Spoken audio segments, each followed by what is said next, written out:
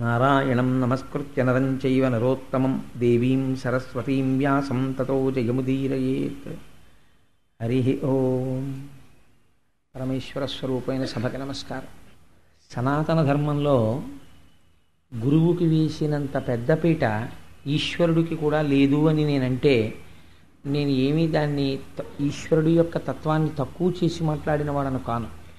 ఎందుచేత అంటే గురుర్ బ్రహ్మ గురుర్ విష్ణు గురుర్దేవో మహేశ్వర గురు సాక్షాత్ పరబ్రహ్మ తస్మై శ్రీ గురవే నమః అని ఆ గురువులకి తాను అనుభవించేటటువంటి సమస్త ఐశ్వర్యము కూడా వారి వలన కలిగినటువంటి అనుగ్రహమే అన్న బుద్ధితో చక్రవర్తులు కూడా అనుభవించేవారు. ఈ దేశంలో గురువులకి ఇయ్యబడినంత గౌరవం ఎవ్వరికీ ఇయ్యబడలేదు. ఆ గురువు సర్వకాలములయందు స్వార్థమును పరిత్యజించినటువంటి వాడై శిష్యోద్ధరణ కోసమని కేవలముగా పరబ్రహ్మమునందు తాను రమిస్తూ జీవితాన్ని గడిపేవాడు.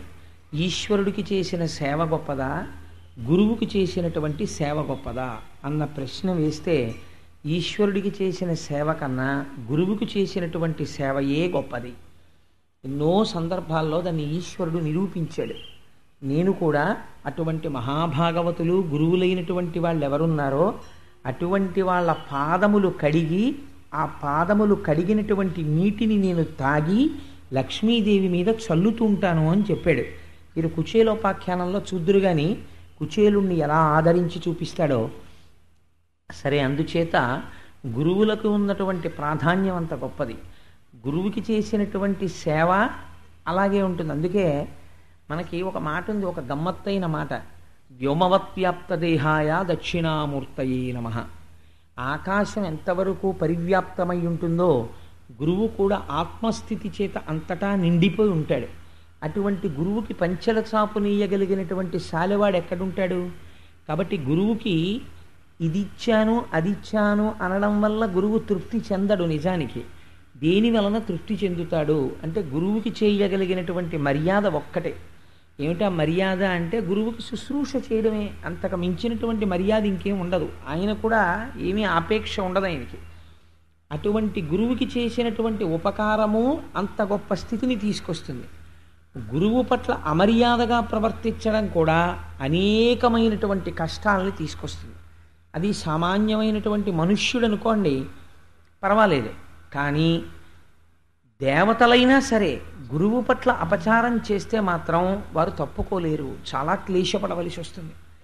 ఈ విషయాన్ని, గురువుల యొక్క వైభవాన్ని, గురువులు ఎంత స్వార్థత్యాగంతో ఉంటారో, వారు ఎంత శక్తివంతులై ఉంటారో, నిరంతరము ఈశ్వరుడికి ప్రణిపాతం చేస్తూ ఆత్మానుభవ సిద్ధులై ఎలా రమిస్తూ ఉంటారో చూపించేటటువంటి కొన్ని బలవత్తరమైనటువంటి ఆఖ్యానములను వ్యాసుడు శ్రీమద్భాగవతమునందు పొందుపరచారు. అటువంటి ఆఖ్యానములలో ఒక పరమ పవిత్రమైనటువంటి ఆఖ్యానాన్ని ఇవాళ మనం చెప్పుకోకపోతున్నాం. ఒకానొక సమయంలో ఇంద్రుడు ఒక పెద్ద సభని తీర్చి ఉన్నాడు. ఆ సభకి అశ్వినీ దేవతలు వచ్చారు, యక్ష గంధర్వ కిన్నెర కింపురుషాదులు వచ్చారు, ఎందరో పెద్దలు వచ్చారు. వీరందరూ అక్కడ నిలబడి ఉండగా అప్సరసలు సేవిస్తూ ఇంద్రుడు సముచితమైనటువంటి సింహాసనం మీద కూర్చునున్నాడు. అందరూ ఇంద్రుడిని సేవించేవారు తప్ప ఇంద్రుడి చేత సేవింపబడవలసినటువంటి వారు ఆ సభలో లేరు. ఇక్కడే మీరు ఒక గమ్మత్తు తెలుసుకోవాలి. మీరు మిమ్మల్ని పూజించే వాళ్ళు చాలామంది ఉండొచ్చు. ఒక ఉదాహరణ నేను చెప్తాను. ఇప్పుడు మీ అందరికీ నా యందు ఒక గౌరవభావం ఉన్నది అని నేను కాసేపు ఊహ చేశాను అనుకోండి.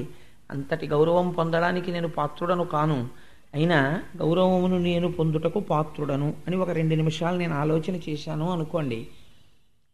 మీరందరూ నాకు నమస్కరిస్తారు. ఒక ఉదాహరణకి చెప్తున్నాను. అంటే నేను నిజంగా అలా నేను నమస్కారాలు పొందగలిగినంత అర్హుడనని నేను మాట్లాడటం లేదు. ఒక ఉదాహరణకి చెప్తున్నాను.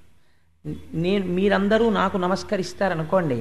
నేను ఈ సభలో ఇలా కూర్చుని ఉండగా మాకు గురువులైనటువంటి బ్రహ్మశ్రీ మల్లంపల్లి అమరేశ్వర ప్రసాద్ గారు అలా నడిచి వెళ్ళి ఆ మూల ఎక్కడో కుర్చీలో కూర్చుంటూ నాకు కనపడ్డారనుకోండి. ఉత్తర క్షణం నేనేం చేయవలసి ఉంటుంది అంటే, అయ్యో నన్ను గౌరవించేవాళ్ళు, నాకు నమస్కరించేవాళ్ళు ఇంతమంది ఉన్నారు సభలో అని చూడడానికి వీలు లేదు. ఒకవేళ నేను ప్రసంగ మధ్యంలో ఉండగా మా గురుదేవులు ఇలా నడిచొస్తూ కనపడింది అనుకోండి, ఎన్నడూ వేదిక మించి లేచేటటువంటి అలవాటు లేకపోయినా ఒకవేళ మా సభలో గురువుగారు ఇలా వస్తూ కనపడ్డారనుకోండి, ఉత్తర క్షణం నేను చేయవలసిన కర్తవ్యమేమి, ఆప్ చేసి ప్రసంగాన్ని గబగబా కిందకి దిగి నా శిరస్సుని వారి పాదములకు తాటించి నమస్కరించాలి. ఎందుచేత అంటే ఆ గురువు యొక్క వైభవము ప్రకాశించి నా చేత మాట్లాడింపచేస్తోంది. మా గురువుగారి అనుగ్రహం నా యందు ఆలోచించగలిగిన శక్తిగా పరిణమించింది. మా గురువుగారి ఆశీర్వచనం నన్ను ఇవాళ ఒక 4 విషయాలు ప్రస్తావన చేయగలిగినటువంటి శక్తిగా ఉన్నది. ఈశ్వరుడు కరచరణాదులతో కదిలి వచ్చిన రోజున నేను అదృష్టవంతుడినే సాకార దర్శనమును పొందగలిగితే, కానీ నిరంతరము నా పాలిట ఈశ్వరుడి కన్నా ఎక్కువై నాకు దర్శనమిచ్చి నన్ను ఆశీర్వదించగలిగినది ఎవరు? నా గురువులే. ఆ గురువు కనపడ్డారనుకోండి, ప్రణిపాతం చెయ్యవలసిందే. ఆ గురువులకి కూడా మళ్ళీ ఒక వరుస ఏర్పాటు చేసింది. పార్వతీదేవితో పరమశివుడు అంటాడు, సూచక గురువు అని మనకు ఒకరు ఉంటారు. సూచక గురువు అంటే చిన్నతనంలో పాఠం చెప్పినవారు. సూచక గురువు కనపడితే లేచి నమస్కారం చెయ్యాలి. సూచక గురువు కన్నా గొప్పవారెవరు అంటే వాచక గురువు. వాచక గురువు అంటే ఒక ఆశ్రమాన్ని నిర్మాణం చేసినప్పుడు మనం లోపలికి వెళ్ళగానే దాంట్లో నియమాలు చెప్తారు. ఒక్కొక్క చోట ధర్మాధికారి అని పిలుస్తూ ఉంటారు. అయ్యా, ఈ ఆశ్రమంలో మీరు ఇలా ప్రవేశించాల్సి ఉంటుంది, ఇక్కడిక్కడ ఇలా దర్శనం చెయ్యాలి, ఈ ఆశ్రమానికి కట్టుబాటు ఉంటుంది అని చెప్తారు. వారిని వాచక గురువు అంటారు. వీరిద్దరికన్నా గొప్పవారు ఒకరు ఉంటారు, వారిని బోధక గురువు అంటారు. వారు మంత్రోపదేశం చేసినటువంటి గురువు. వారు వయస్సులో మనకన్నా చిన్నవారైనా మంత్రోపదేశం చేసిన గురువు కనపడినా సరే ప్రణిపాతం చెయ్యాలి నేల మీద పడి. అందుకని బోధక గురువు. బోధక గురువు కన్నా గొప్పవారెవరు? పరమగురువు. పరమగురువు అంటే ఒక చంద్రశేఖర పరమాచార్య స్వామి వంటి మహాపురుషులు. అటువంటి మహాపురుషుడు వచ్చారనుకోండి, బోధక గురువులందరూ కూడా లేచి నమస్కారం చేస్తారు. పరమగురువు 5వ వాణ్ణి కూడా శాస్త్రం గురువుగా నిర్ణయించింది, కానీ ఎప్పుడూ అటువంటి గురువుని ఆశ్రయించకూడదు, అటువంటి గురువు దగ్గర ఏవీ ఉపదేశాలు తీసుకోకూడదు. కానీ ఆయన్ని గురువే అంటారు. ఎవరైనా నిషిద్ధ గురువు, ఉండకూడని గురువు. ఎవరైనా ఉగ్ర పూజలు మొదలైనటువంటివి నేర్పడం, అక్కర్లేనటువంటి విషయాలు, సరే దాని గురించి నేను అసలు ఎక్కువ ప్రస్తావన చేయను, దాని పేరే నిషిద్ధ గురువు కనుక. అందుకని 5గురిగా పరమశివుడు పార్వతీదేవికి తెలియచేస్తాడు. చేత గురువు యొక్క వైభవము అంత గొప్పగా ఉంటుంది. నేను ఒక్క మాట చెప్తే మీరు తొందరగా దాన్ని గ్రహించగలుగుతారని నేను అనుకుంటున్నాను. బ్రహ్మస్థానే కృతం పాపం విష్ణుస్థానే విముచ్యతి. ఒక్కటే పరబ్రహ్మస్వరూపమైన అది సృష్టి స్థితి లయలు చెయ్యడంలో బ్రహ్మ విష్ణు మహేశ్వరులుగా భాషిస్తూ ఉంటుంది. బ్రహ్మస్థానే కృతం పాపం విష్ణుస్థానే విముచ్యతి. ఎప్పుడైనా చతుర్ముఖ బ్రహ్మగారి స్థానమునందు అపచారం జరిగితే శ్రీ మహావిష్ణువు యొక్క మూర్తికి నమస్కరిస్తే పోతుంది. విష్ణుస్థానే కృతం పాపం శివస్థానే విముచ్యతి. జ్ఞానదాత కాబట్టి విష్ణువునందు జరిగినటువంటి అపచారాన్ని పరమశివుడు పరిహరిస్తాడు. విష్ణుస్థానే కృతం పాపం శివస్థానే విముచ్యతి. శివస్థానే కృతం పాపం గురుస్థానే విముచ్యతి. శివుడి దగ్గర ఏదైనా అపచారం జరిగితే గురువుకి నమస్కారం చేసి గురువుకి క్షమార్పణ చేస్తే గురువు తీయగలడు. ఇంకా తర్వాత చెప్పలేదు. అంటే నీవు చెయ్యకూడని అపచారం ఏది? అసలు గురువు జోలికి వెళ్ళకూడదు, గురువు మనస్సు బాధ పెట్టకూడదు. గురువుకి ఏమి అపచారం చెయ్యక్కర్లేదండి.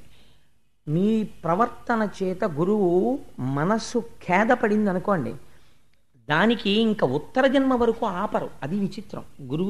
గురువుకున్న గొప్పతనం ఏంటంటే, గురువు పట్ల జరిగినటువంటి అమర్యాదకి ఫలితాన్ని ఇవ్వడానికి ఈ జన్మకి పుర్రె మీద రాశాం కదా, వచ్చే జన్మలో చూద్దామని చూపించరు. సజ్జ ఫలితమునిచ్చేస్తుంది. ఉత్తర క్షణములో కీడు ప్రారంభమైపోతుంది అంతే. మళ్ళీ ఎవరు తీయాలి దాన్ని? మళ్ళీ గురువుగారే అనుగ్రహించాలంతే. మళ్ళీ గురువుగారు అనుగ్రహించేంత వరకు ఈశ్వరుడు కూడా జోక్యం చేసుకోడు ఇంకా గురువుల విషయంలో. ఒక గురువుకి సమాజంలో ఉండేటటువంటి స్థానము అంత సమున్నతమైనటువంటిదై ఉంటుంది. ఆ గురువు ఎలా ఉంటాడు అంటే, మీకు ఇవాళ ఆఖ్యానాలు వినండి, గురువుల యొక్క వైభవాన్ని ప్రకాశింపచేసేటటువంటి ఒక మహత్తరమైనటువంటి విషయాన్ని ప్రతిపాదన చేస్తాడు వ్యాసభగవానుడు. అది అంతర్లీనంగా మీరు మనస్సులో పెట్టుకుని ఇప్పుడు నేను చెప్పబోయేటటువంటి ఆఖ్యానాన్ని శ్రవణం చెయ్యండి. ఒకానొకనాడు ఇంద్రుడు సభ తీర్చి ఉన్నాడు. సభలో అందరూ కూర్చునున్నారు. అందరూ ఇంద్రుణ్ణి సేవించవలసిన వారే, అందరూ ఇంద్రుని గౌరవించవలసిన వారే. అటువంటి వారు సభలో ఉన్నారు. ఇటువంటి సభ నడుస్తూ ఉండగా ఇంద్రుడు కించిత్ అహంకారమును పొంది ఉన్నాడు. ఎందుచేత? ఇంతమంది నాకు నమస్కారం పెడుతున్నారు, ఇంతమంది నన్ను సేవిస్తున్నారు, నేను ఎంత గొప్పవాణ్ణో అన్న భావన మనస్సులో బయలుదేరింది. తానింత గొప్పవాడవడానికి కారణమైనటువంటి గురువు కనపడినా లేస్తాడా అన్నది అనుమానమే. అహంకారపు పొర కమ్మింది. ఇప్పుడు ఈ అజ్ఞానాన్ని తీసేయాలి, జ్ఞానాన్ని భాషింపచెయ్యాలి. ఇవన్నీ ఎవరు చెయ్యాలి? గురువే చెయ్యాలి. ఆశ్చర్యకరంగా ఆ సభలోకి గురుతర ధర్మక్రియనయ గురుడు, మరున్మంత్ర విషయ గురుడు, వచ శ్రీగురుడు, సమస్తామరణ గురుడు, గురుండరుగుదించె కొల్వునకు నృపా.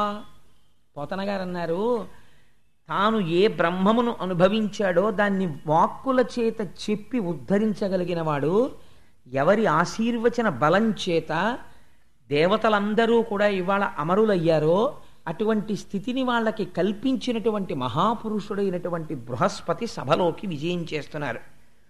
ఇంద్రుడు చూశాడు. చూసి వస్తున్నవాడు బృహస్పతిని తెలుసు, వస్తున్నవాడు సాక్షాత్తుగా తనకి గురువని తెలుసు. కానీ ఒక మాట అనుకున్నాడు, ఇంతమంది నన్ను సేవిస్తున్నారు, మా గురువు వస్తుంటే నేను లేచి నిలబడి నమస్కారం చేసి ఎదురు వెళ్ళి గురువుగారు రెండని తీసుకొచ్చి ఒక ఆసనం మీద కూర్చోపెట్టడం ఏమిటి అనుకున్నాడు. అమిత తపప్రభావు కరుణాత్ముని గీష్పతి చూచి రాజ్య దుర్మద మదరేఖ నింద్రుడు వృధా తన గద్దియ లేవకుండే నెయ్యమున ఎదుర్కొనంజనక ఆసనమీయక గౌరవోపచారముల ప్రసన్ను చేయక తిరంబుగ దివ్య సభాంతరంబునన్. ఏం చెయ్యలేదు అంటే, వచ్చిన గురువుగారు తాంబూలాలు అడిగే గురువుగారు కాదు ఆయన. నాకేమైనా సభలోకి వచ్చాను కదా, ఓ హారం ఇస్తావా, 116 ఇస్తావా అని అడిగే గురువుగారు కాడు ఆయన. ఎన్నడూ ఏదీ కోరకుండా ఇంద్రుణ్ణి ఇవాళ ఇంద్రుణ్ణి చేసిన గురువుగారు. అటువంటి గురువు వస్తుంటే చెయ్యవలసిన మర్యాద ఒకటి ఉన్నది. ఏది చెయ్యలేదు. లేచి నిలబడలేదు, నమస్కరించలేదు, ఎదురు వెళ్ళలేదు, స్వాగతం పలకలేదు, ఒక ఉచితాసనమును చూపించలేదు, అర్ఘ్యమియ్యలేదు, పాద్యమియ్యలేదు, ఏమీ పలకలేదు. గురుడు వచ్చి సభామంటపంలోకి వస్తూ 2 అడుగులు వేసి చూశాడు. వస్తున్నాడు ఎవరు అన్నట్టుగా కూర్చునున్నాడు. వెంటనే బృహస్పతి అనుకున్నారు, అప్పుడు సురపతి కన్నుల కప్పిన సురరాజ్యమద వికారంబునకున్ చప్పుడు చేయక గృహమునక పుణ్యుడు తిరిగిపోయ అతికిన్నుండై. అపుణ్యుడు అన్నారు. ఎంత గొప్ప మాట చూడండి. కిన్నుండై, కించిత్ బాధ కలిగింది మనస్సులో. ఇంతటి వాణ్ణి చేశాను, వీడు ఇంతటి వాడు కావడానికి కారకుడైనటువంటి నేను సభలో కనపడితే లేచి నిలబడి నమస్కరించలేదు అని. ఇంకా ఇటువంటి సభలో పైగా ఇంకొకటి ఉంది. అటువంటి సభలోకి వెళ్ళి బృహస్పతి కూర్చున్నారనుకోండి, ఇంద్రుడు ఎంత అనాదరం చేస్తుంటే అంత పాపము ఇంద్రుణ్ణి కట్టి కుడిపేస్తుంది. కాబట్టి నిజంగా పుణ్యాత్ముడే బృహస్పతి. ఉద్ధరించాలంటే ఏం చేయాలి? ఇంకా తన సభలో ఉండకూడదు. అందుకని నిశ్శబ్దంగా, ఓహో వీడికి సురపతి కన్నుల కప్పిన సురరాజ్యమద వికారంబునకున్, వీడివ్వాల నేను దేవలోకానికి అధిపతిననేటటువంటి మద వికారమును పొందాడు, కాబట్టి నేను ఇంకిక్కడ కనపడకూడదు. దీని గురించి రామకృష్ణ పరమహంస చాలా గొప్ప విషయం చెప్తారండి. సాధారణంగా దేనివల్ల పోతుంది గురువుల పట్ల మర్యాద అంటే, ఒకటి అధికారం వల్ల పోతుంది, రెండవది ఎవరో ఉంటారు మహాత్ములు, వాళ్ళు అంతటి అధికార సింహాసనం మీద ఉన్నా సరే గురువులు కనపడేటప్పటికీ అంత గౌరవంతో అంత మర్యాదతో ప్రవర్తిస్తారు. అందుచేత అందరూ అలా ప్రవర్తించగలరా అంటే మనం చెప్పలేం. కేవలం గురువు పట్ల అమర్యాదతో ప్రవర్తించి వినాశనాన్ని తెచ్చుకుంటారు. నేను తరచూ ఒక మాట చెప్తూ ఉంటాను. రామకృష్ణ పరమహంస ఒక ఆఖ్యానం చెప్తుండేవారు. పూర్వం ఒక బ్రాహ్మణుడు, ఒక పేదవాడు గంగానదికి ఆవలి ఒడ్డున కనపడుతుండేవాడు రామకృష్ణ పరమహంసకి. రామకృష్ణ పరమహంస ఎప్పుడైనా గంగ ఒడ్డుకి వెళ్ళగానే ఆయన కాళ్ళ మీద పడి నమస్కారం చేస్తుండేవాడు. ఒక రోజున రామకృష్ణ పరమహంస పడవ మీద ఒక శిష్యుడితో కలిసి ఇటువైపు నుంచి అటువైపుకి దాటుతున్నారు. ఆయన కాలు మీద కాలేసి కూర్చుని ఉన్నాడు. రామకృష్ణ పరమహంస పడవలోంచి దిగుతుంటేనే లేచి నిలబడిపోయేవాడు. లేచి నిలబడిపోయి వచ్చి గురువుగారి కాళ్ళ మీద పడ్డానికి సిద్ధంగా ఉండేవాడు.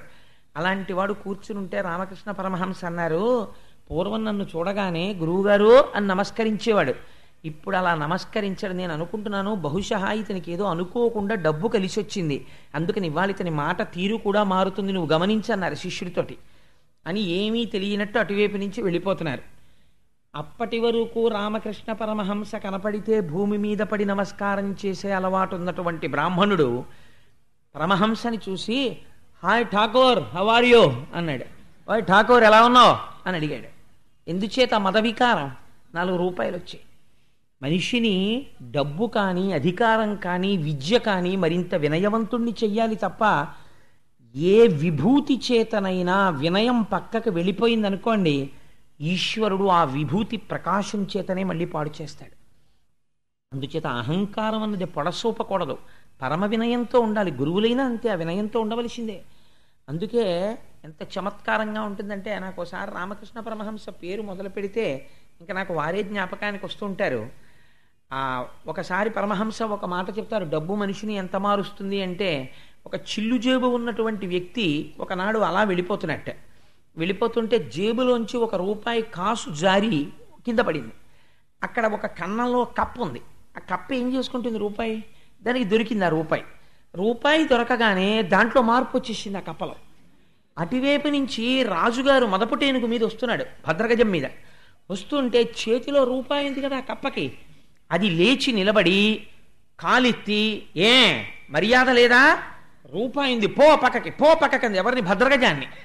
ఎందుకు? రూపాయి చేతిలో ఉంది. ఆ కప్ప ఏనుగు యొక్క పాదం కింద పడి పచ్చడైపోయింది. 1 రూపాయి అంత వికారాన్ని తీసుకొచ్చేస్తుంది, అంత అహంకారాన్ని తీసుకొచ్చేస్తుంది. అది ఎప్పటికి పోతుందో. పరమహంస ఎంత దారుణంగా చెప్పారో తెలుసా అండి? నేను నేను నేను అంటాడు. ఈ నేను నేను నేను అన్న వికారం పోవడానికిట ఈశ్వరుడు పశువు కింద పుట్టిస్తే వీడు బతికినన్నాళ్ళు కంఠం మీద పెద్ద పుండు వేస్తుంది. ఆ పుండు, ఆ బండి లాగించేవాడు ఏం చేస్తాడంటే ప్రయత్నపూర్వకంగా పుండుని 2 చేతులతో పట్టుకుని దాన్ని ఇలా పక్కలకి ఒత్తిగిలించి దాని మీద కాడి పెట్టి బండి తోలుతుంటాడు. ఆ నడుస్తున్నప్పుడు మెడ మీద చర్మం ఇలా ఇలా ఊగుతూ ఈ పుండు కాడి కిందకు వస్తూ ఉంటుంది. ఆగితే నడుము మీద కొడతాడు, ఆగకపోతే పుండు కాడి కిందకు వస్తుంది. ఆ పుండు నలిగిపోయి కన్నుల నీరు కారుస్తూ అలాగే కొన్ని గంటలు బండి లాగుతుంది. లాగి పడుకుంటుంది. తోక ఎక్కడ కందదో అక్కడికొచ్చి ఎద్దు పుండు కాకికి నిప్పా అని పేరు. అప్పటి వరకు కాడి తగిలి బద్దలైన పుండుని కాకి తన ముక్కుతో పొడిచి చీము రక్తం తాగుతుంది. ఇలా పడుకుంటే పొడిచేస్తుంది, అలసట తీరనివ్వదు. ఇన్ని కష్టాలు పడితే వృద్ధాప్యం వచ్చిన తర్వాత దాన్ని చంపేసి తోలు ఎక్కలాగేసి దప్పు చేసి నిప్పు దగ్గర పెట్టి కాల్చి దాన్ని కొడతారు. కొడితే అప్పుడు అది డామ్ డామ్ డామ్, ఇంకా చప్పుడే, ఇంకా నిశ్శబ్దం రాలేదు.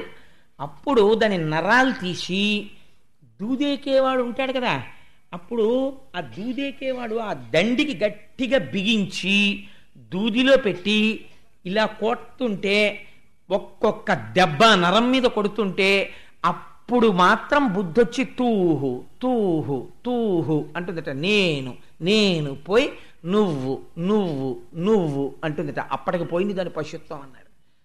ఎంత కాల్చిందో చూడరా, విర్రాలోచన ఇలా చూపిస్తాడు ప్రతిదానికి. ఏది నీది? నీలో ఉన్న సమస్త విభూతులు ఈశ్వరుడి చేత ప్రకాశింపబడుతున్నాయి. నీదన్నది ఏదీ లేదు. ఈశ్వరుడు తలుచుకుంటే ఉత్తర క్షణమునందు నువ్వు ఏ విభూతిని చూసుకొని గర్వపడుతున్నావో దానిని తొలగించగలడు. శ్రీగుణరత్న కోశంలో భట్టర్లు చెప్పినట్టు ఇవాల్టి రాత్రి వరకు చక్రవర్తి, రేపటి రోజు తన రాజ్యంలో ఐశ్వర్యవంతుల గోడల క్రీనీడలో తన రూపు కనపడకుండా నిలబడి భిక్షాటన చేస్తాడు. ఎంతసేపట్లో తొలగిపోవాలి ఐశ్వర్యం? సత్యనారాయణ స్వామి వారి వ్రత కథలో విన్నారు కదా, ఆ రాజుగారు నాకు అక్కర్లేదు వ్రతం ప్రసాదం అని ఇలా వెళ్ళేటప్పటికి పోయిందంటే ఐశ్వర్యం. ఈశ్వరుడు తలుచుకుంటే ఎంతలో పోతుందండి?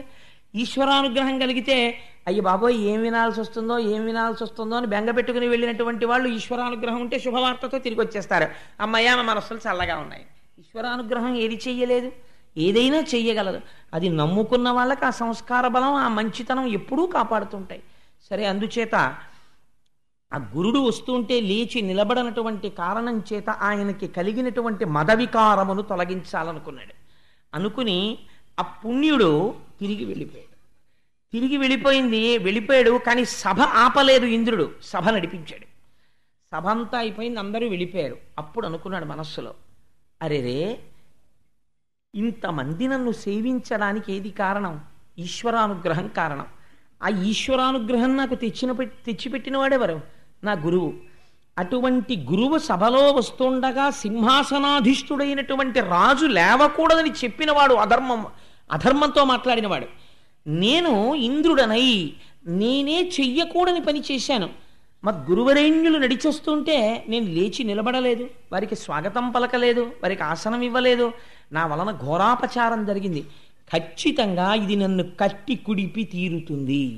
కాబట్టి ఇప్పుడు దీన్ని ఎవరు ఆపాలి? మా గురువులే ఆపాలి అని గబగబా పరిగెత్తుకుంటూ గురువుగారి ఇంటికి వెళ్ళాడు.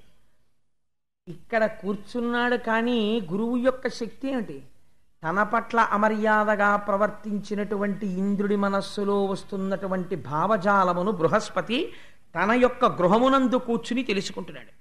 ఇంద్రుడు బయలుదేరి తన ఇంటికి వస్తున్నాడు. తన ఇంటికి వస్తున్నాడని తెలుసుకోగానే అతనికి ఒక పాఠం చెప్పాలని తన యోగశక్తితో ఇంద్రుడికి దొరకకుండా అంతర్హితుడైపోయాడు. వచ్చాడు. ఆ గురువుగారి ఇల్లంతా వెతికాడు. కానీ ఎక్కడా గురువుగారి దర్శనం అవ్వలేదు. ఖిన్నుడై మళ్ళీ ఐరావతం ఎక్కి వెళ్ళిపోతున్నాడు.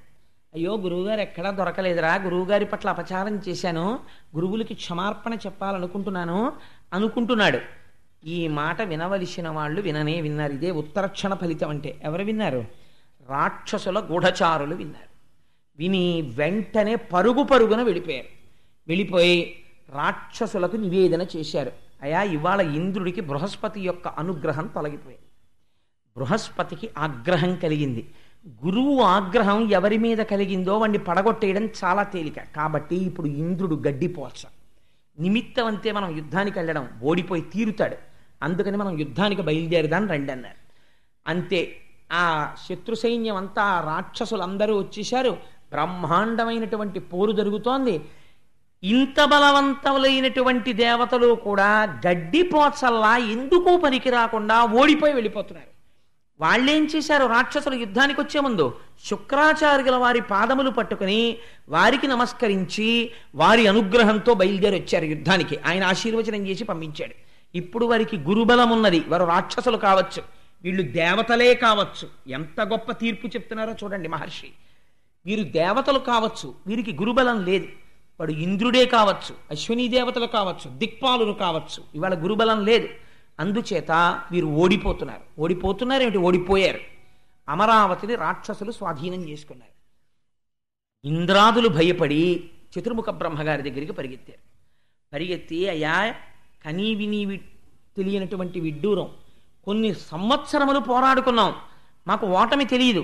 అటువంటిది నిన్నను బృహస్పతి గారికి కోపం వచ్చి వెళ్ళిపోయారు సభలోంచి. ఇవాళ అమరావతి పోయింది. ఉత్తర క్షణంలో నేను రాజ్య భ్రష్టుడనైపోయాను, సింహాసన భ్రష్టుడనైపోయాను. దేని మీద కూర్చుని వీళ్ళందరూ నా వాళ్ళని గౌరవింపబడ్డానో వాళ్ళ ఎదుటనే ఈ ఇంద్రుడు చేతకాని వాడు ఓడిపోయాడు, మన నాయకుడు అనిపించుకుని తిరిగి వచ్చేశాను. దీనికి అంతటికీ కారణం నేను బృహస్పతిని అవమానించడమే అని అనుకుంటున్నాను.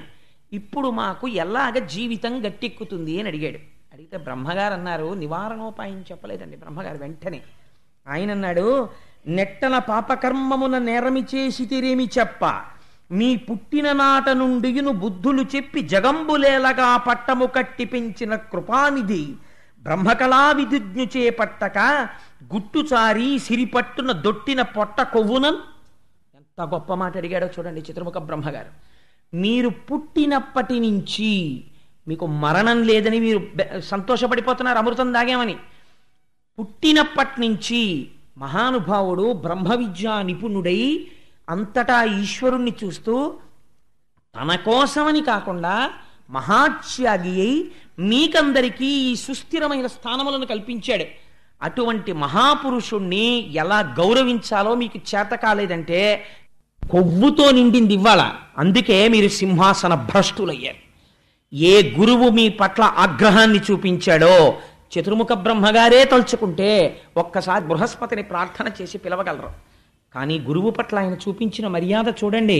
సాధారణంగా ఒక రాక్షసుడు యుద్ధానికి వస్తే వెంటనే తన నివారణోపాయమునకు శ్రీ మహావిష్ణువుని ఆశ్రయింపచేస్తారు బ్రహ్మగారు.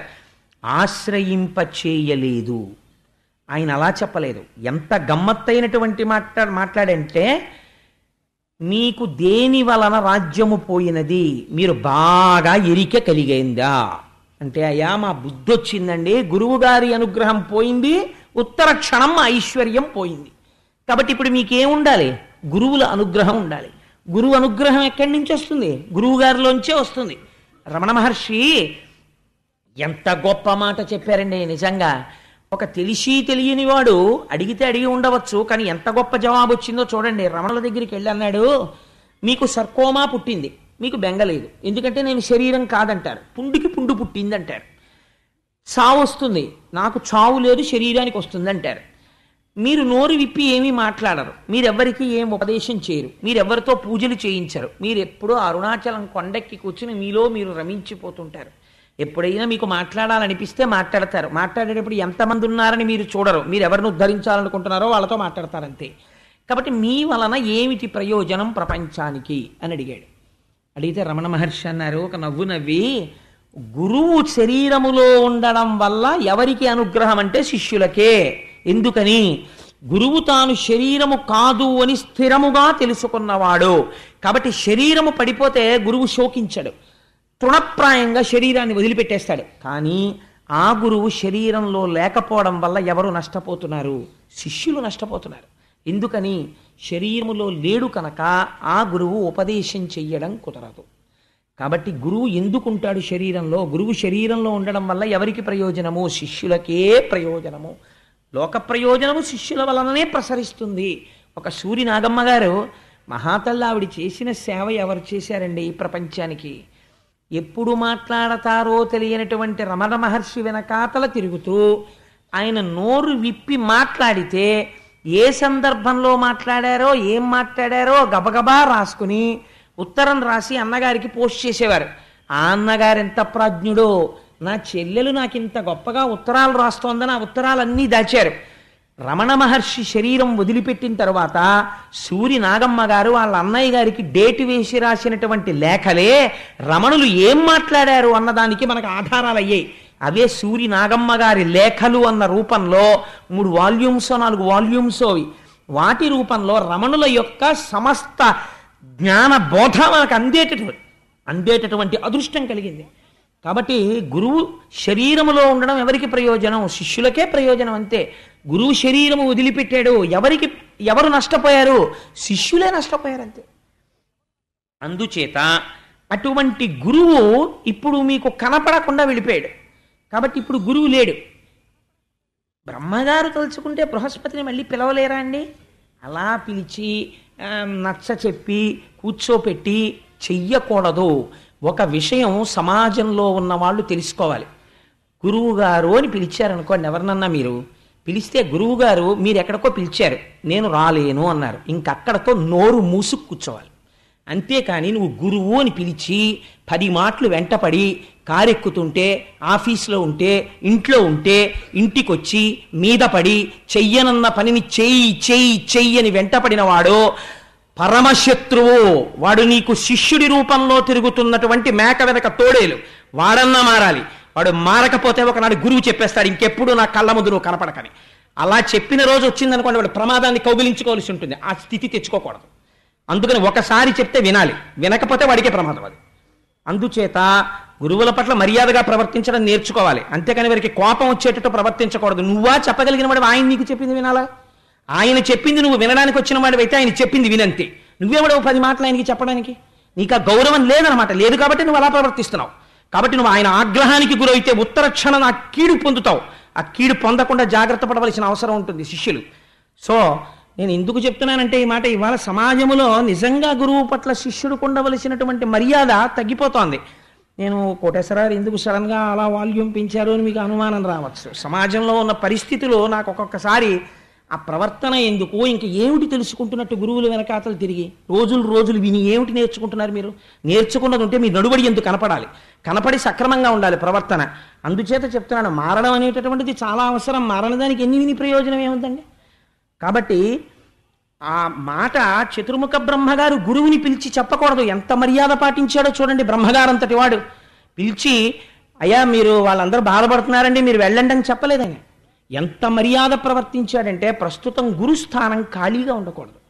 అందాక నేను మీకు ఒక అభయం ఇస్తున్నాను. మీరు ఏం చేస్తారంటే, వెళ్ళి ఒక గురువుని ఆశ్రయించి గురువు యొక్క అనుగ్రహమును పొందండి. ఆచార్య పురుషుడిగా ఉండడానికి అర్హుడైన వారెవరో వారి పాదములు పట్టుకోండి. అంటే వాళ్ళు అన్నారు, మాకేం తెలుసు, మేము ఎవరి పాదాలు పట్టుకుంటాం? గురువు పాదాలు పట్టుకుని రక్షింపబలవలసిన వాడు గురువు ఎలా ఉండాలో ఎలా నిర్ణయించుకుంటాడు? కాబట్టి మీరే సెలవిస్తే మేము అటువంటి మహాపురుషుడి యొక్క పాదములు పట్టుకుని మా గురువులు ప్రసన్నులయ్యేంత వరకు గురువుల యొక్క అనుగ్రహాన్ని పొందుతూ, వీళ్ళకి నడువడి తెలిసిందిరా అన్న రోజున మళ్ళీ మా గురువుల అనుగ్రహం మాకు కలుగుతుంది. అందుకని మీరు మా యందు సులభులై కారుణ్యమును ప్రసరించవలసినది, మాకొక గురువుని చూపించవలసినది అన్నారు. అంటే చతుర్ముఖ బ్రహ్మగారు అన్నారు, త్వష్ట ప్రజాపతి అనబడేటటువంటి ప్రజాపతికి ఒక కుమారుడు ఉన్నాడు. వరసకి ఆయన మీకన్నా చాలా చిన్నవాడు, కుమారుడి వరుస. కానీ ఆయన ఆత్మజ్ఞాని, బ్రహ్మజ్ఞాని, సర్వకాలముల యందు బ్రహ్మమునందు రమిస్తూ ఉంటాడు. అటువంటి మహాపురుషుణ్ణి మీరు సేవించి ఆచార్య పదవి యందు, గురు పదవి యందు కూర్చోపెడితే ఆయన యొక్క అనుగ్రహం చేత, ఆయన ఆశీర్వచనము చేత మళ్ళీ మీరు రాజ్య సంపదలను పొందగలరు. అందుకని మీరు వెళ్ళి ఆ త్వష్ట ప్రజాపతి యొక్క కుమారుడైనటువంటి విశ్వరూపుణ్ణి ప్రార్థన చెయ్యండి అన్నారు. అంటే వీళ్ళందరూ త్వష్ట ప్రజాపతి యొక్క కుమారుడైన విశ్వరూపుణ్ణి ఆశ్రయించారు. ఆ విశ్వరూపుడితో ఒక గమ్మత్తైనటువంటి పరిస్థితి ఉందండి. వారికి 3 ముఖములు ఉంటాయి. వారు యజ్ఞములో కూర్చుని ఉన్నప్పుడు ఒక ముఖంతో హవిస్సులు ఇచ్చినప్పుడు అన్నం తింటాడు, ఒక ముఖంతో సురాపానం చేస్తాడు. సురాపానం అంటే కళ్ళు తాగడం అనుకోకండి, అది దేవతల చేత ప్రసాదింపబడిన సురా అని ఒకటి ఉంటుంది, దాన్ని స్వీకరిస్తాడు. వేరొక ముఖంతో సోమరసాన్ని తాగుతాడు యజ్ఞంలో. ఈ 3 తాగే లక్షణం ఉన్నవాడు మహాబ్రహ్మజ్ఞాని, గొప్ప తపశ్శక్తి సంపన్నుడు. ఎన్నడూ ఎవరి దగ్గర చెయ్యి చాపి ఏదీ కావాలని కోరుకున్నవాడు కాడు. నిరంతరము ఈశ్వరుడు యొక్క శుశ్రూష చేసేటటువంటి లక్షణం ఉన్నవాడు. అటువంటి మహాపురుషుడు కనుక ఆ విశ్వరూపుడి దగ్గరికి వెళ్ళారు.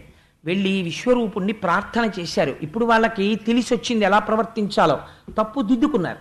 అందుకని అన్నారు, అరయ ఆచార్యుండు పరతత్వ రూపంబు తండ్రి తలంపంగ ధాతరూపు రూపింప భ్రాత మరుత్వతి రూపంబు తెలియంగ తల్లి భూదేవి రూపు భగిని కరుణ రూపు భావంబు ధర్మస్వరూపంబు తానర్ధి రూపు మొదల అభ్యాగతుడుమున్న అగ్నిదేవుని రూపు సర్వభూతములు కేశవుని రూపు కాన తండ్రి వేగకడు ఆర్తులకు పితృజనులమైన మమ్ము చల్లచూచి పరభయంబు వాపి నిరుపమంబగు తపోమహిమ చేత మెరసి మనుపవయ్య. ఎంత గొప్ప మాట మాట్లాడారో చూడండి. విశ్వరూపుడి దగ్గరికి వెళ్ళి, అయ్యా ఆచార్యుడు పరతత్వ రూపంబు, ఇప్పుడు మాకు తెలిసింది గురువు అంటే ఎవరో తెలుసా? సాక్షాత్ శ్రీమన్నారాయణుడికి ఆ పరతత్వానికి గురువుకి తేడా లేదు, ఒకటే అయి ఉంటారు. తండ్రి తలపంగ ధాతు రూపు, చతుర్ముఖ బ్రహ్మగారి యొక్క రూపమే తండ్రిగా ఉంటుంది. తండ్రి గారిని సేవించినా, తండ్రి గారికి నమస్కరించినా, అందుకే తండ్రి ఉపదేశం చేస్తే బ్రహ్మోపదేశమే. అందుకని చతుర్ముఖ బ్రహ్మగారే తండ్రిగా ఉంటాడు. రూపింప భ్రాత మరుత్వతి రూపంబు, సోదరుడు ఎవరుంటాడో ఆయన ఇంద్రుడి యొక్క రూపంలో ఉంటాడు. అన్నగారిని సేవిస్తే దేవేంద్రుణ్ణి సేవించినట్టు. తెలియంగ తల్లి భూదేవి రూపు, అమ్మ భూదేవి యొక్క రూపం. భగిని కరుణ రూపు, తోడపుట్టిన అక్క చెల్లెళ్ళు సాక్షాత్ రాశీభూతమైనటువంటి దయాస్వరూపాలు. భావంబు ధర్మస్వరూపంబు, తన భావమే ధర్మస్వరూపం. తానర్ధిరూపు, తను అర్ధిరూపు అంటే ఒకరిని అర్థించేటటువంటి రూపం. అభ్యాగతుడుమున్న అగ్నిదేవిని రూపు సర్వభూతములు కేశవుని రూపు అని అన్ని ఏవే రూపాలుగా ఉంటాయో సమస్త భూతములు శ్రీ మహావిష్ణు రూపంలో ఉంటాయి. అందుకని నీకు మేము తండ్రుల వరస అవుతాం. ఎందుకంటే నువ్వు త్వష్ట ప్రజాపతి యొక్క కుమారుడవు, మేము దేవేంద్రాదులం. కానీ ఇవాళ నీలో ఉన్న జ్ఞానమును మేము గుర్తించాం. నువ్వు మాకన్నా చిన్నవాడివి, మా కొడుకు వరస, అందుకని నువ్వురా అని మేము అంటలేదు. నీ యందు గురుత్వమును చూచి మేము పెద్దవాళ్ళమైనా పదవులలో ఉన్నా, నువ్వు పర్ణశాలలో ఉన్నా, మాకు చిన్నవాడివైనా, కొడుకు వరసైనా, నీవు తండ్రి వరసైనా, నిన్ను పరతత్వంగా చూసి నీ పాదములకు మా శిరస్సు తాటించి నమస్కరిస్తున్నాం. మాకు ఆచార్యత్వాన్ని వహించి మళ్ళీ మాకు దేవేంద్రాది పదవులు వచ్చేటట్టుగా మాకు అనుగ్రహాన్ని కటాక్షించు. ఇంకా మాటలో ఒక చిన్న తేడా ఉండిపోయిందండి. ఇంద్రుడు అన్నాడు, మేము మళ్ళీ అమరావతి పట్టణాన్ని ఏలడం ప్రారంభించిన తరువాత ఆ అమరావతిలో ఉన్నటువంటి భోగములన్నీ గురువరేణ్య మీవే. మాకు ఏ ఐశ్వర్యం ఉంటుందో అది మీదే, మాకు ఏ సంపత్తి ఉంటుందో అది మీదే. వినయంతోనే అంటున్నాడు ఈ మాట. ఈ మాటలంటే విశ్వరూపుడు నవ్వు నవ్వి అన్నాడు, నేనేం చేస్తుంటానో తెలుసా? గురువులంటే ఎంత వినమ్రులై, ఎంత నిస్వార్థంగా, మనస్సులో కూడా కోర్కెని జనింపనివ్వనివ్వరు. ఇది నాకు కలిగితే బావుండును శిష్యుల వల్ల అన్న కోరిక గురువుకి రాకూడదు. శిష్యులు గురువు శరీరం చాలా కాలం నిలబడ్డం కోసం శిష్యులు అమర్చారనుకోండి గురువుగారికి, గురువుగారు ఇలా ఉంటే మీ శరీరం పడిపోతుంది, అందుకని మీరు నడవకండి, మేము పల్లకీలో తీసుకెడతాం అన్నారనుకోండి గురువుగారిని, దోషం లేదు. అందుకే చంద్రశేఖర పరమాచార్య స్వామి తాను నడవనన్నా నడిచేవారు, శిష్యుల పల్లకీ అన్నా ఎక్కారు తప్ప మహానుభావుడు సన్యసించి పీఠాధిపతి అయ్యారు కనుక కారు కూడా ఎక్కేవారు కాదు. అందుకే వారు నడిచే దేవుడు అయ్యారు, మూర్తీభవించిన ధర్మస్వరూపం అయ్యారు మహానుభావుడు. అందుచేత నువ్వు కోరుకోవు, కానీ మేము అడుగుతున్నాం, మా ఐశ్వర్యములన్నీ నీవే అన్నారు. అంటే ఆయన అన్నాడు, నేను సాధారణంగా ఎలా బ్రతుకుతానో తెలుసా? వ్యవసాయ క్షేత్రములలో వ్యవసాయదారులు పంట ఇంటికి తీసుకుపోయిన తరువాత కొన్ని కంకులు వదిలేస్తారు, ఇంకా వాటిని తీసుకెళ్లే ఉద్దేశ్యం వాళ్ళకు ఉండదు. అలా భూమి మీద పడిపోయినటువంటి కంకులు, మట్టిలో పడిపోయినటువంటి ధాన్యాన్ని ఏరుకుని అవి తెచ్చుకొని త్యాగరాజస్వామి అలా జీవించారు. ఆయన ప్రతి ఇంటి దగ్గరికి వెళ్ళి భిక్ష స్వీకరించినట్టు స్వీకరించేవారు. సాధారణంగా ఇలా కూడా స్వీకరిస్తూ ఉంటారు. అంటే పొలాల్లోకి వెళ్ళి పడిపోయిన గింజలు ఏరుకుని, అవి ఎవ్వరికీ పనికిరావు, మట్టిలో కలిసిపోతాయి, అవి తెచ్చుకుని దంపుకుని బియ్యం చేసుకుని వండుకు తింటారు తప్ప అసలు ఏ భూతమునకు సంబంధించినది కూడా ఇలా చెయ్యి చాపి అడిగి తినరు. ఇలా ఉండడం చాలా గొప్ప బ్రహ్మజ్ఞానం ఉంటే కానీ కుదరదు. చాలామంది అంటారు తెలియక, కుచేలుడేదో కృష్ణుడికి పెట్టకుండా అటుకులు తినేశాడు అందుకని దరిద్రం వచ్చింది అనుకుంటుంటారు. మీరు భాగవతంలో ఇంద్రుడు గాని కుచేలుడు అంటే ఏమిటో, ఆ కుచేలుడి కాళ్ళు కడిగి ఆ నీళ్లు తన శిరస్సును తల్లుకున్నాడు కృష్ణ పరమాత్మ. బ్రహ్మజ్ఞానం అంటే ఎలా ఉంటుందో చూద్దరు కానీ కుచేలుడు అటువంటి దిక్కుమాలిన పనులు చేసిన వాడు కాడు, ఎవడు సృష్టించాడో తెలియదు ఆ మాట. సరే, అందుచేత నేను అటువంటి ధాన్యం ఎరుకు తింటాను. నాకు సర్వభూతముల యందు ఈశ్వరుడు కనపడుతుంటాడు. నేను బ్రహ్మజ్ఞానినై రమిస్తూ ఉంటాను. నేను పౌరోహిత్యం చెయ్యడం ఏమిటయ్యా? నేను పౌరోహిత్యం చేస్తే మీకందరికీ కావలసింది ఏదో చెయ్యాలి అంటే మీరు రేపు పొద్దున్న ఏమడుగుతారు? మాకేదో ఈ కోరిక తీరాలి, యజ్ఞం చేయించంటారు. మీ కోరిక తీరడానికి యజ్ఞం చేయిస్తే ఇంకోడెవడో పాడైపోవడానికి చేయించాలి కదా.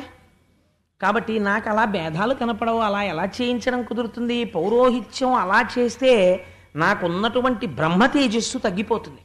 అందుకని నేను ఒకరి దగ్గర ఇలా చెయ్యి చాపి ద్రవ్యం పట్టుకోవడం కానీ, లేకపోతే పౌరోహిత్యం చేయడం కానీ నేను చేయనే. అలా అంటే మీ కోరికలు తీరడానికి కామ్యాలకు ఈశ్వరార్చనగా చేస్తే వేరు. అందుకని నేను అలా చేసేవాడిని కాదే, నాకు ఎలా కుదురుతుంది పౌరోహిత్యం? ఎంత గొప్ప మాట అన్నాడో చూడండి. నాకు ఏ కోరిక ఉందని చెయ్యను అన్నాడు. అంటే వాళ్ళన్నారు, నీకు కోరిక ఉందని కాదు, మా కోరికలు ఉన్నాయని. నువ్వు ఉంటే తప్ప దిక్కు లేదు కనుక, నువ్వు గురుడిగా ఉండి మమ్మల్ని రక్షించి తీరాలి కనుక, అందుకని మాకు నువ్వు గురువుగా ఉండు అన్నారు. అంటే మహానుభావుడు అంగీకరించాడు. తప్పకుండా అలాగే ఉంటానయ్యా మీకు గురువుగాను అన్నాడు. అని ఆయన వచ్చాడు. వస్తూనే ఆయన ఒక మహోత్కృష్టమైన పని చేశాడు. రాక్షసులకు ఇవాళ ఇంత శక్తి ఎక్కడ నుంచి వచ్చింది బేరీజ్ వేశాడు. ప్రపంచంలోనండి ఒక డ్యామ్ కట్టేటప్పుడు ఆ స్ట్రెంగ్త్ ఇవాల్యుయేట్ చేయగలిగిన వాడు ఉంటాడు. ఇన్ని ఫ్లోర్స్ అపార్ట్మెంట్ కట్టాలంటే ఎంత ఫౌండేషన్ వెయ్యాలి ఇవాల్యుయేట్ చేసేవాడు ఉంటాడు. కానీ మీరు ఒకటి చెప్పండి, ఒక మూర్తి ఉన్నది, ఆ మూర్తి కింద ఒక చక్రం ఉంది. ఆ చక్రము యొక్క కారణం చేత ఆ మూర్తి యందు విశేషమైన తేజస్సు ఉంది. అంత తేజస్సుని తట్టుకోగలిగినటువంటి తపశ్శక్తి సత్యశక్తి ఈనాడు ప్రపంచంలో ఉన్న మనుష్యులకి లేదు. కాబట్టి వీళ్ళెళ్ళి ఆ మూర్తి ముందు నిలబడలేరు కనుక ఇటువంటి వాళ్ళందరి శక్తి ఎంత, మూర్తి యందు అధికమైపోయిన శక్తి ఎంత శక్తిని ఇప్పుడు మినహాయిస్తే వీళ్ళు తట్టుకోగలుగుతారు అన్నది లెక్క కట్టి ఆ మూర్తిలోంచి అంత శక్తిని తీసివేయగలిగినటువంటి శక్తి ఒకటికి ఉన్నదనుకోండి, అప్పుడు ఆయన ఎంతటి మహానుభావుడై ఉండాలి. అదే శంకరాచార్యుల వారు. శంకరాచార్య స్వామి చేసిన గొప్ప పని ఏమిటో తెలుసా అండి? అఖిలాండేశ్వరి క్షేత్రంలో జంబుకేశ్వరంలో అమ్మవారిది విశేషమైన తేజస్సు. అమ్మవారి ముందు వెళ్ళి నిలబడలేరని అమ్మవారిలో ఎక్కువైపోయిన శక్తిని మినహాయింపు చేసి తీసేసి దాన్ని ఇప్పుడు మళ్ళీ ఎక్కడ పెట్టాలి? అది తేజస్సు శక్తి, దాన్ని ఎక్కడ పెట్టినా శక్తిపాతం అవుతుంది, అందుని పెట్టకూడదు. అందుకని ఏం చెయ్యాలి అంటే భూమి మీద వెయ్యాలి శ్రీచక్రం, కానీ అది జంబుకేశ్వరం జలలింగం. మళ్ళీ అక్కడ వెయ్యకుండా ఎంత గమ్మత్తు చేశారంటే రత్నాలతో కుండలాలు తయారు చేసి అమ్మవారి కుండలాలు శ్రీచక్ర తాటంకములు పెట్టి ఈ శ్రీచక్రాల్లోకి అమ్మవారి యొక్క తేజస్సుని ఆ కుండలాల్లోకి పెట్టి ఆ కుండలాలు అమ్మవారి చెవులకి పెట్టారు. పెడితే ఇప్పుడు మీరు అమ్మవారి ముందు వెళ్ళి నిలబడి కుండలముల వంక చూస్తే ఒక అనుగ్రహం, అమ్మవారి వంక చూస్తే ఒక అనుగ్రహం. ఇలా శంకర భగవత్పాదులు కలియుగంలో సేవింపబడలేనంత తేజస్సున్న మూర్తులలోంచి కొంత తేజస్సుని మినహాయింపు చేశారు. అది ఎంత ఉత్కృష్టమైనటువంటి విషయం అండి, ఎవరు చెయ్యగలరు? శంకర భగవత్పాదాచార్యులు చేశారు ఈ దేశానికి అటువంటి సేవ. అందుకని ఇప్పుడు విశ్వరూపుడిది చేస్తున్నాడు. వాళ్ళు ఎంతటి తేజస్సు పొందారు, ఎక్కడ నుంచి పొందారు? శుక్రాచార్యుల వారి అనుగ్రహంలోంచి పొందారు. ఇప్పుడు దేవతలకి ఎంత శక్తి రావాలి, ఎంత శక్తి వస్తే ద్విగుణీకృత ఐశ్వర్యాన్ని ఇంద్రుడు పొందగలడు, రాక్షసుల్ని చంపగలడు. ఇది లెక్క కట్టడానికి ఆ తేజస్సుని గణించగలిగిన శక్తి ఇక్కడ ఉండాలి. అది ఆచార్య పదం అంటే, అది గురుత్వం అంటే, అది మహానుభావులకు ఉన్న శక్తి. ఇప్పుడు ఇంద్రుణ్ణి కూర్చోపెట్టి నారాయణ కవచాన్ని ఉపదేశం చేశాడు. నారాయణ కవచాన్ని ఉపదేశం చేసి ఒక గొప్ప మాట చెప్పాడు.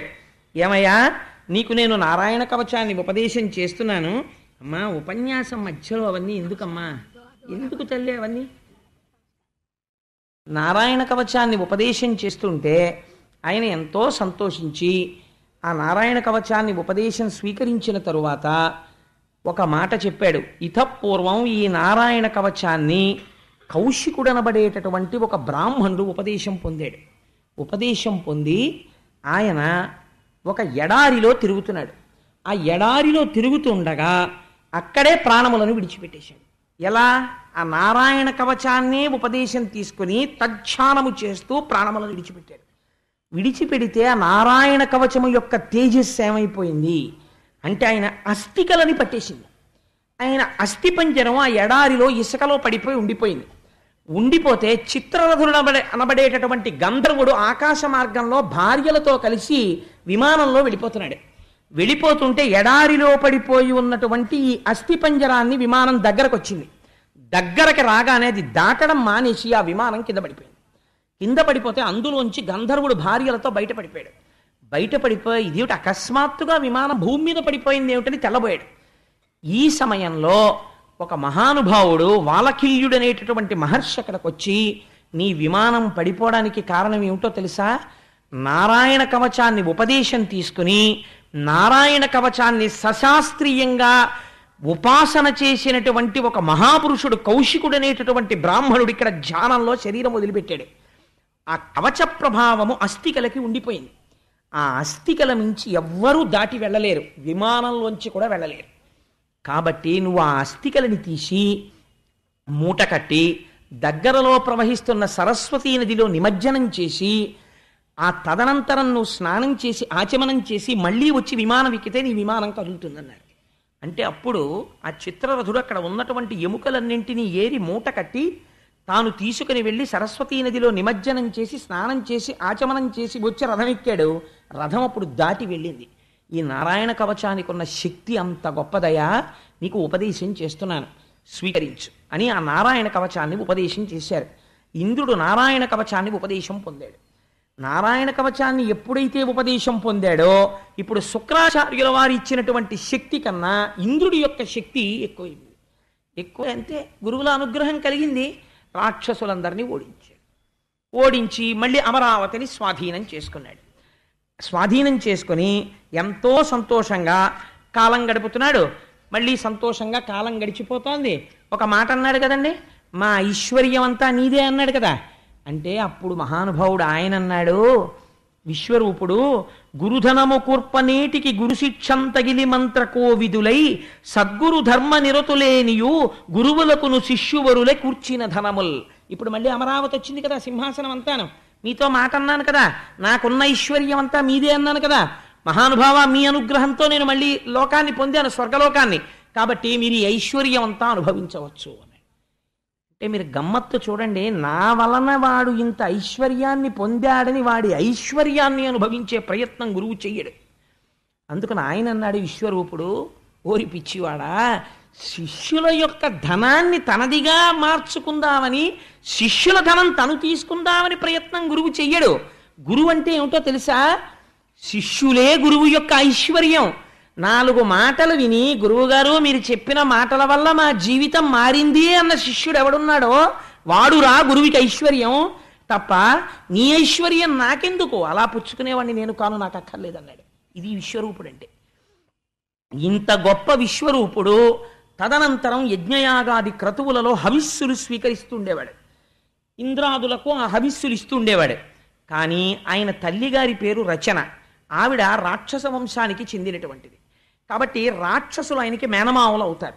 ఈ రాక్షసులు వచ్చి, ఒరే నువ్వు మేనల్లుడివి, నీ వలన మేమందరం మళ్ళీ స్వర్గాన్ని పోగొట్టుకున్నాం, నువ్వెళ్ళి దేవతలకి గురుత్వం వహించావు, పోనీ ఎలాగో వహించావు, ఇంద్రుడికి నీ మీద నమ్మకం ఎక్కువ, ఇంద్రుడు చూడకుండా మాకు కొద్దిగా హవిర్భాగాలు పెట్టేస్తుండు, మేము తినేస్తూ ఉంటామన్నారు యజ్ఞంలోవి.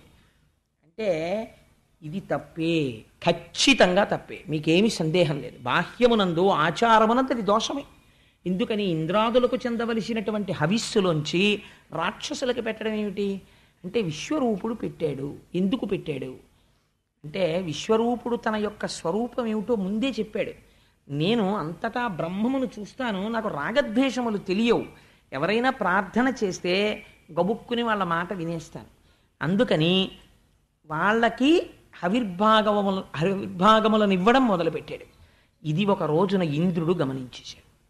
అరే రే, యజ్ఞంలో మనకి రావలసిన హవిస్సులు రాక్షసులకు పెడుతున్నాడు విశ్వరూపుడు. ఉత్తర క్షణం యుక్తాయుక్త విచక్షణ కోల్పోయాడు. నేను ఈ పని చెయ్యొచ్చా అన్న ఆలోచన కూడా పోయింది. వెంటనే తన చేతిలో ఉన్న చంద్రహాసాన్ని తీసుకుని మహానుభావుడైనటువంటి విశ్వరూపుడి యొక్క 3 తలకాయలు తెగిపోయేట్టు నరికేశాడు. నరికేస్తే ఆ 3 తలకాయల్లోంచి ఆయన ఒక తలతో సురాపానం చేస్తుంటాడు యజ్ఞవేదిలో. సురాపానం చేసే తల కింద పడగానే ఆడపిచుకగా మారిపోయింది. సోమపానం చేసేటటువంటి తలకాయ కౌజుపిట్టగా మారిపోయింది. అన్నం తినేటటువంటి తలకాయ తీతూపిట్టగా మారిపోయింది. అందుకే ఇప్పటికీ తీతూపిట్ట అరిచిందనుకోండి అమంగళం అండి అంటారు. ఎందుకో తెలుసా? ఆనాడు బ్రహ్మహత్య జరిగింది ఇంద్రుడి వలన. ఎవరు గురువుగా పెట్టుకున్నాడో ఆ గురువు తలకాయ కోసేశాడు. కోసేసినప్పుడు పడిపోయిన తలకాయే తీతూపిట్టయింది. ఆ తీతూపిట్ట అరుపు తెగిపోయి పడిపోయినటువంటి విశ్వరూపుడి యొక్క తలకాయ.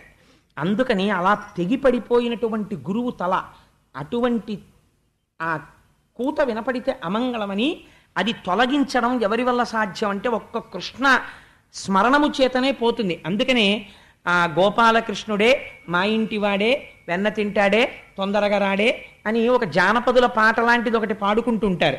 ఒక్కసారి కృష్ణుణ్ణి స్మరించుకుంటుంటారు మనసులో. కృష్ణస్మరణం చెయ్యగానే ఆ తీతూపిట్ట యొక్క చప్పుడు, అది కూసిన కూత విని కృష్ణస్మరణం చేయకపోతే అమంగళం కలుగుతుంది. కాబట్టి ఆ తీతూపిట్ట కూత వినగానే ఈ మాట చెప్తుంటారు ఒకసారి. అవి కూడా నిజంగానే అలాగే ఊరి బయట ఎక్కడో ఎగురుతుంటాయి తీతూపిట్టలు అవిని. సరే, ఇప్పుడు మనం వాటి గురించి పెద్ద అల్లరెందుకు కానండి. అందుకని ఆ 3 తలలు 3 పిట్టలయ్యి. ఈ 3 పిట్టలు కూస్తూ ఇంద్రుడి వెంటపడ్డాయి. ఎందుకనేది బ్రహ్మహత్యా పాతకం, గురుద్రోహం. గురువుని సంహరించాడు. వెంటనే బ్రహ్మహత్యా రూపాన్ని, బ్రహ్మహత్య యొక్క పాపము 3 పిట్టల రూపంలో పైకొచ్చింది. పైకొచ్చి ఇంద్రుణ్ణి తరవడం మొదలెట్టింది. తరమడం మొదలెడితే ఆ ఘోరమైన కోతలు వినలేక ఏడాది పాటు భరించాడు. ఇప్పుడు ఈ బ్రహ్మహత్యాపాతకం తను పెట్టి కూర్చుంటే మనశ్శాంతి లేదు. అందుకని ఇప్పుడు ఈ బ్రహ్మహత్యాపాతకాన్ని ఎవరికన్నా ఇచ్చేసేయాలి. ఎవడు పుచ్చుకుంటాడు? అయ్యా ఓ 1000 రూపాయలు దానం ఇస్తాను రెండంటే వస్తారు, లేకపోతే బంగారం ఇస్తాను రెండంటే వస్తారు, స్థలం ఇస్తానంటే వస్తారు, లేకపోతే ఏదో పుస్తకం దానం చేస్తానన్నా వస్తారు. అంతేకాని అయ్యా మీకు బ్రహ్మహత్య దానం చేస్తానండి ఓ భాగం రెండంటే ఎవరైనా వస్తారో? ఎవరు రారు. కానీ ఇంద్రుడి యొక్క మాట కాదనలేక ఆ రోజుల్లో నలుగురు ఒప్పుకున్నారు. అది జాతి పర్యంతము నిలబడిపోతుంది ఆ బ్రహ్మహత్యా పాతకం అన్నారు. అలా ఒప్పుకున్న వాళ్ళు ఎవరో తెలుసా అండి? నా మీద కోప్పడకండి, నేను పురాణంలో ఉన్న మాట చెప్తాను కానీ నా సొంత రచనలు చెప్పను కదా. అందుకని 1 భూమి పుచ్చుకుంది, 2 నీరు పుచ్చుకుంది, 3 జలములు పుచ్చుకున్నాయి, 4 స్త్రీలు పుచ్చుకున్నారు. పుచ్చుకుంటే ఇంద్రుడి దగ్గర ఈ నలుగురు పావువంతు బ్రహ్మహత్యాపాతకాన్ని పంచుకున్నారు. ఆ రోజున విశ్వరూపుడి తల్ల తెగిపోయిన పాపాన్ని. బ్రహ్మహత్యాపాతకం మేం పుచ్చుకున్న తర్వాత కాబట్టి మాకు వరాలు కూడా ఇమ్మని అడిగారు. అడిగితే భూమికి వరం ఇచ్చాడు. ఏమని? ఎవరైనా గొయ్యి తీసినా ఆ గొయ్యి తనంత తాను పూడుకుపోతుంది కొంతకాలానికి, నీకు వరం ఇస్తున్నాను. 2వది చెట్లకి వరం ఇచ్చాడు. ఎవరైనా తెలియక కత్తితో నరికేసినా మొదలుంటే చాలు మళ్ళీ చిగురుస్తుంది, నీకు వరం ఇస్తున్నాను. 3వది నీటికి వరం ఇస్తున్నాను. ఏ పని చేసినా ప్రక్షాళనమనబడేటటువంటి మాట దాని యందు ప్రయోగింపబడదు. మీరు ఏదో ముట్టుకోకూడని వస్తువుని ముట్టుకుని ఓ కాగితానికి తుడుచుకున్నారనుకోండి, అది ప్రక్షాళనం అనరు. నీటి చుక్క ముట్టుకున్నారనుకోండి, వెంటనే ప్రక్షాళనం అయిపోతుంది. అందుకే మంత్రపుష్పం చెప్పేటప్పుడు చేతిలోకి ఇచ్చిన పువ్వులు ఈశ్వరుడి పాదాల మీద వేయాలి కదా. ఓ చుక్క నీరు చేతిలో పోస్తే చెయ్యిలా తుడుచుకుంటాం, ఒక చుక్క అయినా సరే చాలు. ఆ ప్రక్షాళన చెయ్యగలిగినటువంటి శక్తి నీటికి ఇచ్చారు. అందుకని ఆ నీటికి వరం ఇచ్చారు. 4వది స్త్రీలకి ఇచ్చారు. ఏమి స్త్రీలకి ఇచ్చిన వరం అంటే కామోపభోగమునందు స్త్రీలకి ఎక్కువ సుఖము కలుగుట అన్న వరం ఇచ్చారట. సరే, అందుకని ఆ 4 వరములు ఇచ్చారు. ఇచ్చిన తరువాత ఈ బ్రహ్మహత్యలో పావువంతు పుచ్చుకున్న వాళ్ళు ఏ రూపంగా అనుభవించాలి ఇప్పుడు అంటే భూమి ముందు పుచ్చుకుంది. అందుకని ఊషర క్షేత్రములు ఏర్పడ్డాయి. అంటే పంటలు పండనటువంటి ఉప్పుతో కూడినటువంటి ఇసక పర్రలు ఏర్పడ్డాయి, దాని మీద మొక్క మొలవదు. బ్రహ్మహత్యాపాతకమే ఊసర క్షేత్రమైంది. చెట్టు పుచ్చుకుంది, చెట్టులోంచి జిగురు కారుతుంటుంది. అందుకే చెట్టు యొక్క జిగురు వికారమును స్పృశించకూడదంటారు. నాకు చిన్నతనంలో తెలిసేది కాదు. తుమ్మ చెట్టులోంచి జిగురు వస్తే తెలియక జిగురు తెచ్చుకుని ఇలా ఇలా ఇలా ఇలా అనుకుంటూ ఉండేవాళ్ళం పుస్తకాలకు రాసి. మా ఇంట్లో పెద్దవాళ్ళు చూసి ఓ దుర్మార్గుడా నువ్వు ఆ జిగురంతా పట్టుకొస్తున్నావా, వెళ్ళి స్నానం చేయంటుండేవారు. అందుకని చెట్లలోంచి కారేటటువంటి జిగురు బ్రహ్మహత్యాపాతక రూపం. అలాగే నీటి యందు బుడగ కానీ నీటి యందు నురుగు కానీ ఉంటే అది బ్రహ్మహత్యాపాతక రూపం. అందుకే ఆచమనం చేసేటప్పుడు నీటిలో బుడగుంటే వదిలిపెట్టేస్తారు పక్కకి నీళ్లు తప్ప, బుడగతో ఉన్న నీరు ఎట్టి పరిస్థితుల్లోనూ తీసుకోరు. అలాగే నురుగు వస్తోందనుకోండి, కొత్తగా ప్రవాహం వచ్చే ముందు ఇంతంత నురుగు తుట్లు వస్తే దాంట్లోకి ప్రవేశించి స్నానం చేయడం కానీ ఆ నురుగు ముట్టుకోవడం కానీ చేయరు. కాబట్టి ఆ నురుగు, ఆ బుడగ బ్రహ్మహత్యాపాతక రూపం. 4వది స్త్రీల యందు రజోగుణ దర్శనము బ్రహ్మహత్యాపాతక రూపం. అందుకని వారి యందు ఆ నియమం ఉంచారు. కాబట్టి ఆ 4 బ్రహ్మహత్యాపాతకము యొక్క పావువంతుగా వాళ్ళకి పంచి వాళ్ళకి వరములిచ్చి తాను బ్రహ్మహత్యాపాతకము నుంచి నివారణ పొందాడు ఇంద్రుడు. పొంది మళ్ళీ సింహాసనాధిష్ఠుడయ్యాడు. చూడండి ఎక్కడ మొదలైంది ఇంద్రుడికి కష్టం. ఈ కష్టం ఎంత దూరం వెడుతోంది, ఎంతమందికి పంచుతున్నాడు అంటే, ఒకనాడు బృహస్పతి వచ్చినప్పుడు సభలో లేవనటువంటి పాపం ఇప్పటికీ తను మళ్ళీ సింహాసనం మీద సంతోషంగా కూర్చున్నాను అనడానికి వీలు లేకుండా ఎన్ని కష్టాలు ఒకదాని తర్వాత ఒకటి తీసుకొచ్చేస్తోందో చూడండి. ఈ మాట విశ్వరూపుడు మరణించాడు అన్న మాట త్వష్ట ప్రజాపతికి తెలిసింది. త్వష్ట ప్రజాపతి మహానుభావుడు. ఆయన తన కుమారుడైనటువంటి విశ్వరూపుణ్ణి వేడుకుని తీసుకెళ్లి గురువుగా పెట్టుకుని ఆయన హవిస్సుల్ని తీసుకువెళ్ళి రాక్షసులకిస్తున్నాడన్న నేరానికి 3 కుత్తుకలు కత్తిరించాడనేటటువంటి కోపంతో ఒక పెద్ద యజ్ఞం మొదలెట్టాడు. ఏమి ఆ యజ్ఞమునకు ఫలితమో అంటే, ఇంద్రుణ్ణి సంహరించేటటువంటి వేరొక కొడుకు ఇప్పుడు ఈ యజ్ఞంలోంచి రావాలన్నాడు అని ఒక గొప్ప యజ్ఞం చేశాడు. యజ్ఞం చేస్తే ఆ యజ్ఞము పరిసమాప్తమవుతుండగా ఒక బ్రహ్మాండమైనటువంటి రూపము ఆ యజ్ఞగుండంలోంచి బయటికి వచ్చింది. ఈ యజ్ఞగుండంలోంచి బయటికి వచ్చినటువంటి రూపము, దానికి పేరు ఎవరు పెట్టారో తెలుసా అండి? తండ్రి గారు పెట్టలేదు. చిత్రం ఏమిటంటే అది పుట్టి పుట్టగానే మొత్తం ఈ బ్రహ్మాండం ఎంతవరకు ఉందో అంతవరకు వ్యాపించేసి నిండిపోయింది, ఇంకా చోట్లేదు. అంతా నిండిపోయింది కాబట్టి దాన్ని వృత్రాసురుడు అని పిలిచారు. అలా పుట్టాడు కాబట్టి అంత రూపం పుట్టింది. ఆయన ఎలా పుట్టాడు అంటే పోతన గారు వర్ణిస్తారు. వదలక విరివిగా వదనంబు తెరచుచు ఆకాశమంతయు అప్పళించు, కడునాల్క నిడిగించి గ్రహతారకంబుల నయమెల్ల దిగజార నాకి విడుచు, అలవోకయును బోలె అట్టహాసము చేసి మెరసి లోకము నెల్ల మృంగజూచు, తనదు దిగ్దంతి దంతములు చెక్కులు వారా ఉగ్ర దంష్టలు తిప్పు నుక్కు మిగిలి, త్వష్ట నుగ్రంపు తపమున పుష్టి నుండి అఖిల లోకంబులెల్ల తానాక్రమించి పుత్ర నామాఖ్య దేవత శత్రుడగుచు దారుణాకారుడకిల దుర్దముడు మెరసే. ఆయన పుట్టి పుట్టగానే ఎంతవరకు పెరిగిపోవాలో అంతవరకు పెరిగిపోయాడు. పెరిగిపోయి ఒకసారి ఆయన తలకాయని నరకడానికి ఎంత టైం పట్టిందో తెలుసా అండి ఇంద్రుడికి? వజ్రాయుధంతో 1 ఏడాది పాటు నరికాడు, కంఠం చుట్టూ తిరుగుతూ. కోస్తే ఉత్తరాయణ దక్షిణాయనాల మధ్యకాలంలోకి పూర్తయింది కోయడం. అంటే ఎంత పెద్ద స్వరూపం పుట్టిందో చూడండి త్వష్ట ప్రజాపతి యొక్క యజ్ఞంలోంచి. అటువంటి స్వరూపంతో పైకి పెరిగి వాడు పుడుతూనే ఏం చేశాడు అంటే ఆకాశాన్నంతటినీ చప్పరించేట నోట్లో పెట్టుకుని. ఆ తర్వాత కడునాల్క నిగిడించి గ్రహతారకంబుల నయమెల్ల దిగజార నాకి విడుచు, ఒక్కొక్క గ్రహాన్ని తీసి ఇది ఏమైనా రుచిగా ఉంటుందేమోనని ఇలా నాకి మళ్ళీ పడేస్తుండేవట. అలా గ్రహాల్ని, నక్షత్రాల్ని, బ్రహ్మాండాల్ని, గెలాక్సీస్ని అన్నింటినీ పట్టుకుని చేతులతో ఇలా తీసి వాటిని నాకి పడేస్తుండేవాడు. అంటే వాడు అసలు ఈ బ్రహ్మాండాల్ని ఉచ్ఛిష్టం చేశాడు. వాడి ఉచ్ఛిష్టం, వాడి ఎంగిలి చేసిన దాన్ని ప్రపంచంగా మార్చాడు. మారిస్తే ఇప్పుడు ఈ దేవేంద్రుడికి తెలిసింది. ఇప్పుడు వాడు పుడుతూనే ఏమన్నాడంటే ఇంద్రుడు అనేవాడోడు ఉన్నాడు, వాడు ఎక్కడుంటాడని అడిగాడు. అంటే తెలిసిపోయిందిగా ఇంకా వాడు చంపడానికి వచ్చేస్తున్నాడని. వాడు సామాన్యుడు కాడరా, అందరిలా ఉంటాడు అనుకుంటున్నావేమో, వాడు యజ్ఞంలోంచి వచ్చాడు, వాడు భువనభాంతరాళాలంతటా నిండిపోయాడు అన్నారు. అంటే ఎన్ని కష్టాలు వస్తున్నాయో చూడండి దాని తర్వాతోటి. ఇప్పుడు తన సైన్యాన్ని అంతటినీ తీసుకుని యుద్ధానికి వెళ్ళాడు. ఎవరున్నారా సైన్యంలో అంటే దిక్పాలకులందరూ ఉన్నారు, రుద్రగణాలు ఉన్నాయి, లేనివాళ్ళు లేరు. అందరికీ తమ దగ్గర ఉన్నటువంటి అస్త్రశస్త్రములన్నింటినీ అభిమంత్రించి విడిచిపెట్టారు. విడిచిపెడితే వాడేం చేశాడంతేట, వాడు ప్రతిగా ఓ శూలం వేయలేదు, బాణం వేయలేదు. అవి మామూలు ఒక మంత్రబద్ధమైనటువంటి అస్త్రములను విడిచిపెట్టారు వాళ్ళు. విడిచిపెడితే ఇంతమంది వేసినటువంటి అస్త్రాలని తన గుప్పిడితో ఇలా పట్టుకుని మంచి బలే వేశారా, చాలా ఆకలిగా ఉందని నోట్లో పడేసుకుని చప్పరించేశాడు. చప్పరించేస్తే వీళ్ళు అనుకున్నారు ఇంకా అనవసరం యుద్ధం వీడితో. వీడు అస్త్రాలని చప్పరించేశాడు, ఇంకా వీడితో యుద్ధం ఏమిటి, అసలు బతికితే తర్వాత చూద్దాం యుద్ధం సంగతి, ముందు పారిపోండి అన్నారు. అందరు ఎక్కడికి పారిపోతారండి? ఎక్కడ దిక్కుందో అక్కడికి పారిపోతారు. అంటే ఎవడు తమకి దిక్కో అక్కడికి పోతారు. కాబట్టి గబగబా బయలుదేరి శ్రీమన్నారాయణ దర్శనం కోసం వైకుంఠం దగ్గరికి వెళ్ళి నిలబడ్డారు.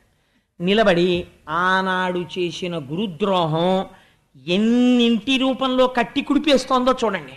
వెళ్ళి మళ్ళీ నిలబడి ప్రార్థన మొదలుపెట్టారు. ప్రార్థన మొదలుపెట్టి, అయా స్వామి, నువ్వు తప్ప రక్షించేటటువంటి వాడు లేడు, అందుకని నువ్వు వచ్చి మమ్మల్ని రక్షించవలసినది అని ప్రార్థన చేస్తే, ఆయనకి ఆర్తత్రాణపరాయణుడు అని బిరుదు. ఆర్తితో ప్రార్థన చేస్తే తప్పు చేశాడా ఒప్పు చేశాడా అని చూడో, గభాలను వచ్చి దర్శనమిచ్చి రక్షించుకుంటాడు. తనని నమ్మిన వారి పట్ల అలా ప్రవర్తిస్తాడు. అందుకని ఒక్కసారి శ్రీ మహావిష్ణువు దర్శనమిచ్చారు. తగు శంఖ చక్ర గదాధరుండగు వాని శ్రీవత్స కౌస్తుభ శ్రీలవాణి, కమనీయ మాణిక్య ఘనకిరీటము వాని దివ్య విభూషణ దీప్తివాని, మండిత కోటీర కుండలంబుల వాని సిరియురస్థలమున చలగువాని, తనుబోలు సేవక తండంబు కలవాని జిలుగైన పచ్చని వలువవాని, తెల్ల దమ్మి విరుల తెగడు కన్నులవాని నవ సుధాద్రవంపు నవ్వువాని, కనియ వేల్పు పిండు కప్పరపాటుతో కన్నులందునున్న కరువు తీరా. వాళ్ళ కన్నులకి ఉన్నటువంటి కరువు తీరిపోయేటట్టుగా, అంటే అమ్మయ్యా కనపడ్డాడ్రా బాబు అనుకునేటట్టుగా అర్థత్రాణపరాయణుడై శంఖచక్ర గదాపద్మములను పట్టుకొని పచ్చని పట్టుపుట్టంతో, శ్రీవత్సంతో, కౌస్తుభంతో, వనమాలతో, ఆ మెరిసిపోతూ కరుణాసుధా రసములు ఉప్పుతున్నటువంటి చిరునవ్వుతో, దీప్తి కలిగినటువంటి ముఖమండలంతో, తెల్లటి కలువల వంటి కన్నులతో స్వామి దర్శనమిచ్చి అభయ ప్రకటనం చేశారు. మీరేం బెంగ పెట్టుకోకండి, ఎందుకు అలా భయపడతారు. ఇప్పుడు వీళ్ళందరూ స్తోత్రం చేశారు స్వామిని. అప్పుడు ఆయన అన్నారు, ఏమి కష్టం వచ్చిందని మీరు ఇలా పరిగెత్తుకొచ్చారన్నారు. ఆయనకి తెలియని విషయం ఉండదు, కానీ వాళ్ళతో చెప్పించాలి. వీళ్ళన్నారు, అయ్యా మా బుద్ధి గడ్డి తిని ముందు బృహస్పతికి అపచారం చేశాం, ఆయన కనపడ్డం మానేశాడు. బ్రహ్మగారి దగ్గరికి వెళ్ళాం, విశ్వరూపుణ్ణి తెచ్చుకోండి అన్నారు. తెచ్చాం. ఆయన ముందే చెప్పాడు నేను బ్రహ్మజ్ఞానిని. అబ్బెబ్బే వీల్లేదు, వచ్చి గురువు పదవిలో కూర్చోని పౌరోహిత్యం అప్పచెప్పాం. ఆయన హవిస్సులు తీసుకెళ్లి రాక్షసులకు ఇచ్చాడు. ఆ క్షణంలో కొంచెం సేపు ఆలోచిద్దాం, ఇలా ఎందుకు జరిగిందో, పోనీ ఈ మాట ఏదో మీకు వచ్చి చెప్పేసి ఉంటే, అయ్యా ఆయన్ని పెట్టుకున్నామండి, కానీ ఆయనేమో మరి హవిస్సులు తీసుకెళ్లి రాక్షసులకు ఇచ్చేస్తున్నారు అని బ్రహ్మగారికి చెప్తే ఏముండేదో, తనే పెద్ద మొరగాడిని అనుకుని గభాలను కత్తి తీసి నరికేశాడు శిరస్సులు. అక్కడి నుంచి బ్రహ్మహత్యాపాతకం వచ్చింది. దాన్ని తీసుకెళ్లి ఇంకో నలుగురి మీద రుద్దాడు. ఇంకా పరంపరాగతంగా అది వాళ్ళని పట్టు కూర్చుంది. పోను అక్కడతో వదిలిపెట్టాడా? వదిలిపెట్టలేదు. ఈలోగా త్వష్ట ప్రజాపతి మళ్ళీ ఇప్పుడు వృత్రాసురుణ్ణి సృష్టి చేశాడు. ఇప్పుడు ఆ వృత్రాసురుడు వచ్చి మా అస్త్రశస్త్రాలన్నీ మింగేశాడు. ఇప్పుడు అసలు యుద్ధం మాట దేవుడు ఎరుగు, మా దగ్గర యుద్ధం చేయడానికి ఏమీ లేదు, అన్ని వాడు వినిశాడు. కాబట్టి ఈశ్వర ఇప్పుడు మీరు తప్ప మాకేది దిక్కు అన్నారు. అంటే మీరు చూడండి, ఒక ఆశ్చర్యకరమైన విషయం. ఏమనాలండి, శ్రీమన్నారాయణ ఎన్నో అవతారాలు స్వీకరించాడు. అజాయమానో బహుధా విచాయితే, నిన్న అలా ప్రార్థన చేస్తే వృషభుడిగా వచ్చాడు కొడుకు కింద. అలాంటి వాడు పోన్లేండ్రా మీరేం బెంగ పెట్టుకోకండి, నేను వచ్చేస్తున్నానని ఓసారి ఆ గరుత్మంతుడిని ఎక్కేసి అలా వచ్చేసి ఠకేళ్ళని సుదర్శనాన్ని ప్రయోగించేస్తే ఎంత వృత్రాసురుడైతే మాత్రం అటు కంఠం దీపై కింద పడిపోతాడు. రావాలి కదండి ఆయన. పొరపాటు ఎక్కడ జరుగుతోంది? బ్రహ్మజ్ఞానుల పట్ల జరుగుతోంది. అంటే ఎక్కడో మనస్సులో వాళ్ళ పట్ల చాలా చులకన భావం ఉంది. కాబట్టి ఈజీలీ అప్రోచబుల్, మనం 10 మాటలు వాళ్ళని తెచ్చుకోవచ్చు, ఎలా అయినా వాడుకోవచ్చు అన్న భావన ఒకటి మనసులో మెదులుతోంది. ఇది ముందు లోపల సంస్కార బలంతో మార్చుకోవాలి. అందుకని ఇప్పుడు గురువుల యొక్క అనుగ్రహం ఎలా ఉంటుందో, వారి త్యాగం ఎలా ఉంటుందో చూపించాలనుకున్నాడు. ఆయన అన్నాడు, మిమ్మల్ని రక్షించడానికి మీకు వస్త్రాలు పోయాయి, శస్త్రాలు పోయాయి కదా. వృత్రాసురుడితో యుద్ధం చేయడానికి కమ్మరాడి దగ్గరికి వెళ్ళి ఇప్పుడు మీరు శూలాలు చేయించుకుని గొడ్డళ్ళు చేయించుకుంటే పనికిరావు. వృత్రాసురుణ్ణి చంపడానికి కావలసినటువంటి ఆయుధాన్ని ఇవ్వగలిగిన వాడు ఒక్కడే ఉన్నాడు ప్రపంచంలో, ఆయనే దధీచి మహర్షి. అవి ఎక్కడి నుంచి వస్తాయో తెలుసా? ఆయన నిరంతర నారాయణ కవచ పారాయణం చేశాడు. ఆయన శరీరాన్ని మీరు అడగండి, ఇది గురువులంటే. మీరు వెళ్ళి అయ్యా మీ శరీరం ఇచ్చేయండి అని అడగండి, ఆయన బ్రహ్మజ్ఞాని, ఇచ్చేస్తాడు. ఇంద్రుడికి బుద్ధి వస్తుంది, సింహాసనం మీద కూర్చోవడం కాదు, త్యాగం అంటే ఎలా ఉంటుందో గురువులది చూపించాలనుకున్నాడు. అందుకని మీరు వెళ్ళి అడగండి, శరీరం ఇచ్చేస్తాడు దధీచి మహర్షి. ఆయన శరీరం ఇచ్చిన తర్వాత ఆయన శరీరాన్ని కోసేయండి, లోపల ఎముకలు పైకి తీసి మూట కట్టుకోండి. మూట కట్టుకుని పట్టుకెళ్ళి విశ్వకర్మకి ఇవ్వండి. విశ్వకర్మ ఆ ఎముకల్లోంచి 100 అంచులు కలిగిన వజ్రాయుధాన్ని తయారు చేస్తాడు. ఇప్పుడు దధీచి మహర్షి ఎముకలతో నారాయణ కవచ ప్రభావ సమ్మిళితమైనటువంటి ఆ ఎముకలలోంచి వచ్చిన వజ్రాయుధాన్ని ప్రయోగిస్తే విత్రాసురుడు సంహరింపబడతాడు. అందుకని వెళ్ళి దధీచి కాళ్ళు అట్టుకోండి అన్నాడు. అంటే ఇప్పుడు మళ్ళీ ఎవరి దగ్గరికి పంపాడు? ఇంకొక మహానిష్ఠాగరిష్ఠుడి దగ్గరికి పంపాడు. ఎంత సిగ్గుమాలిన మాట అడగాలి ఇప్పుడు ఇంద్రుడు వెళ్ళి, ఒక బ్రహ్మజ్ఞానిని అయ్యా మీ శరీరం ఇచ్చేయండి అని అడగాలి. ఎవరి కోసం? తన లబ్ధి కోసం. కానీ ఆయన ఏమనాలి? ఏరా నీకేమో స్వర్గం కావాలా, నా ఒళ్ళు నీకు ఇచ్చేయినా నా శరీరం అని అడగాలి. కానీ ఆయన ఇవ్వగలడా? ఇవ్వలేడా? ఇస్తే బుద్ధి రావాలి కదండి. అందుకని మళ్ళీ బయలుదేరాడు. ఇప్పుడు ఒక అనుమానం ఉంది మళ్ళీ. ఏమిటా అనుమానం? ఈ వచ్చినవాడెవరు? వృత్రాసురుడు. ఇప్పుడు చంపే ముందోసారి ఆలోచన చేస్తున్నాడు. నిజమే, ఆయుధాలు తీసుకొస్తానరా, శ్రీమన్నారాయణుడు చెప్పాడు దధీచి మహర్షి యొక్క ఎముకలతో చేయించమని. వజ్రాయుధం పట్టుకుని ఇంద్రుడు చంపేయచ్చు అన్నాడు. తీరా నేను చంపేస్తాను. చచ్చిపోయేవాడు ఎవడు? వృత్రాసురుడు చచ్చిపోతాడు. వృత్రాసురుడు ఎవడి బిడ్డడు? త్వష్ట ప్రజాపతి బిడ్డడు. త్వష్ట ప్రజాపతి బిడ్డడే ఇంతకు ముందు వచ్చిన విశ్వరూపుడు. ఆయన్ని చంపితే ఏమైంది? బ్రహ్మహత్యాపాతకం చుట్టుకుంది. ఇప్పుడు ఎవరు? మళ్ళీ త్వష్ట ప్రజాపతి కొడుకే. మళ్ళీ చంపేస్తాను, మళ్ళీ బ్రహ్మహత్యాపాతకం వచ్చి చుట్టుకుంటుంది. మీకేం, మీరు పోతారు హాయిగా మీ పదవుల్లోకి, నేనేమైపోనన్నాడు. అంటే ఇప్పుడు కొంచెం పాపపుణ్య విచారణ ప్రారంభమైంది. అంటే వాళ్ళు అన్నారు, ఒరే అసలు ముందు మనం బతికితే కదా ఆ వృత్రాసురునిలోంచి నీకు బ్రహ్మహత్యాపాతకం వచ్చిందో ఇంకోటి వచ్చిందో, మేము ఎలాగోలా నీ చేత అశ్వమేధయాగం చేయించి నీకున్న బ్రహ్మహత్యాపాతకాన్ని విముక్తి చేయిస్తాం. ఈసారి ఎవరు పుచ్చుకోరు, తెలియక వాళ్ళు పుచ్చుకున్నారు నలుగురు. ఇంక ఈసారి వాళ్ళు పడుతున్న కష్టం చూశారు. యాత్రకు వెడదామంటే భయం, ఇంట్లో పుణ్యకార్యం అంటే భయం, గృహప్రవేశం అంటే భయం, పెళ్ళంటే భయం. అందుకని వాళ్ళెవ్వరూ పుచ్చుకోరు. అందుకని రే ఈసారి నీవు ఎవరినీ చెయ్యి చాచి అడగక్కర్లా, నీకున్న బ్రహ్మహత్యా పాతకం మేము తీసేస్తాం. ముందు వెళ్ళి ఆ దధీచిని శరీరం అడగరా అన్నారు. ఎన్ని కష్టాలు వచ్చాయి చూడండి. ఇక్కడ ఒప్పుకున్నాడు. వీళ్ళందరూ తర్వాత చీ అంటారు, అన్నా పడాలి. ఎందుకని ఆనాడు బృహస్పతి వచ్చినప్పుడు లేచి నించుంటే ఇన్ని కష్టాలు వచ్చుండేవా? ఎక్కడి నుంచి ఎక్కడికి వస్తోందో చూడండి. ఒక్క గురువుని అవమానం ఎంత కట్టి కుడుపుతోందో చూడండి. అందుకని ఏం చేశాడు, మళ్ళీ అందరినీ ఇప్పుడు ఆలోచించి తను నిర్ణయం తీసుకోవడానికి లేదు. పెద్ద ఆయన వచ్చి చెప్పేశాడు, ఇంకా ఆయనకన్నా పెద్ద ఆయన ప్రపంచంలో లేడు. వెళ్ళలేదు అనుకోండి చచ్చూరుకుంటాడు. ఆయన ఏమంటాడు, మళ్ళీ ఎవరన్నా వెళ్ళాడు అదేటో శ్రీమన్నారాయణ చెప్తే వెళ్ళలేదు, మళ్ళీ నువ్వు వచ్చావా, మేమేం చేస్తామంటారు. ఈలోగా ప్రమాదం జరిగిపోతుంది. కాబట్టి ఇప్పుడు ఆలోచించుకోవడానికి టైం లేదు, ఇన్స్టంటానియస్ వెళ్ళి చేసేయాలంతే. అందుకని తప్పదు, బ్రహ్మహత్యా పథకం మళ్ళీ వచ్చేస్తోంది, అన్నీ తెలుసు, ఆలోచించుకోవడానికి టైం లేదు. పరిగెత్తుకుంటూ దధీచి దగ్గరికి వెళ్ళాడు. ఎంత దిక్కుమాలిన కోరికోలారే, ఒరే నువ్వు కూర్చోడానికి ఇంద్రుడు విని అడగడానికి మేము అంటే నువ్వే అడుగన్నారు. అంటే పాపం వెళ్ళి అడిగాడు. ఎంత దారుణమైనటువంటి మాట అడిగాడంటే, అయ్యా ఇవాళ నేను నా కర్మ కాలి ఇంద్రుణ్ణి నా అంత వాడెక్కడున్నాడు, నా అంత మొనగాడు, నన్ను అందరూ సేవిస్తున్నారని ఇలా కూర్చున్నాను. ఎప్పుడో తెలుసా, మా గురువుగారు వచ్చినప్పుడు. ఇవాళ నా బతుకేమిటో తెలుసా, అడగరానివన్నీ దేహి అని అడుక్కుంటున్నాను అని ఏమని అడిగాడో చూడండి. పోతన గారి ట్రాన్స్లేషన్ అంటేనండి పోతన గారికే చెల్లు. వ్యాసుడు సంస్కృత మూలం ఎలా వ్రాసాడో అలా ఆంధ్రీకరించాడు మహానుభావుడు. తెలుగు భాషకి ఉన్న గొప్పతనాన్ని బ్రహ్మతత్వంతో ఇనుమడింపచేసి భాషని ఈశ్వరుడికి నైవేద్యం పెట్టాడు పోతనామాచ్యుడు.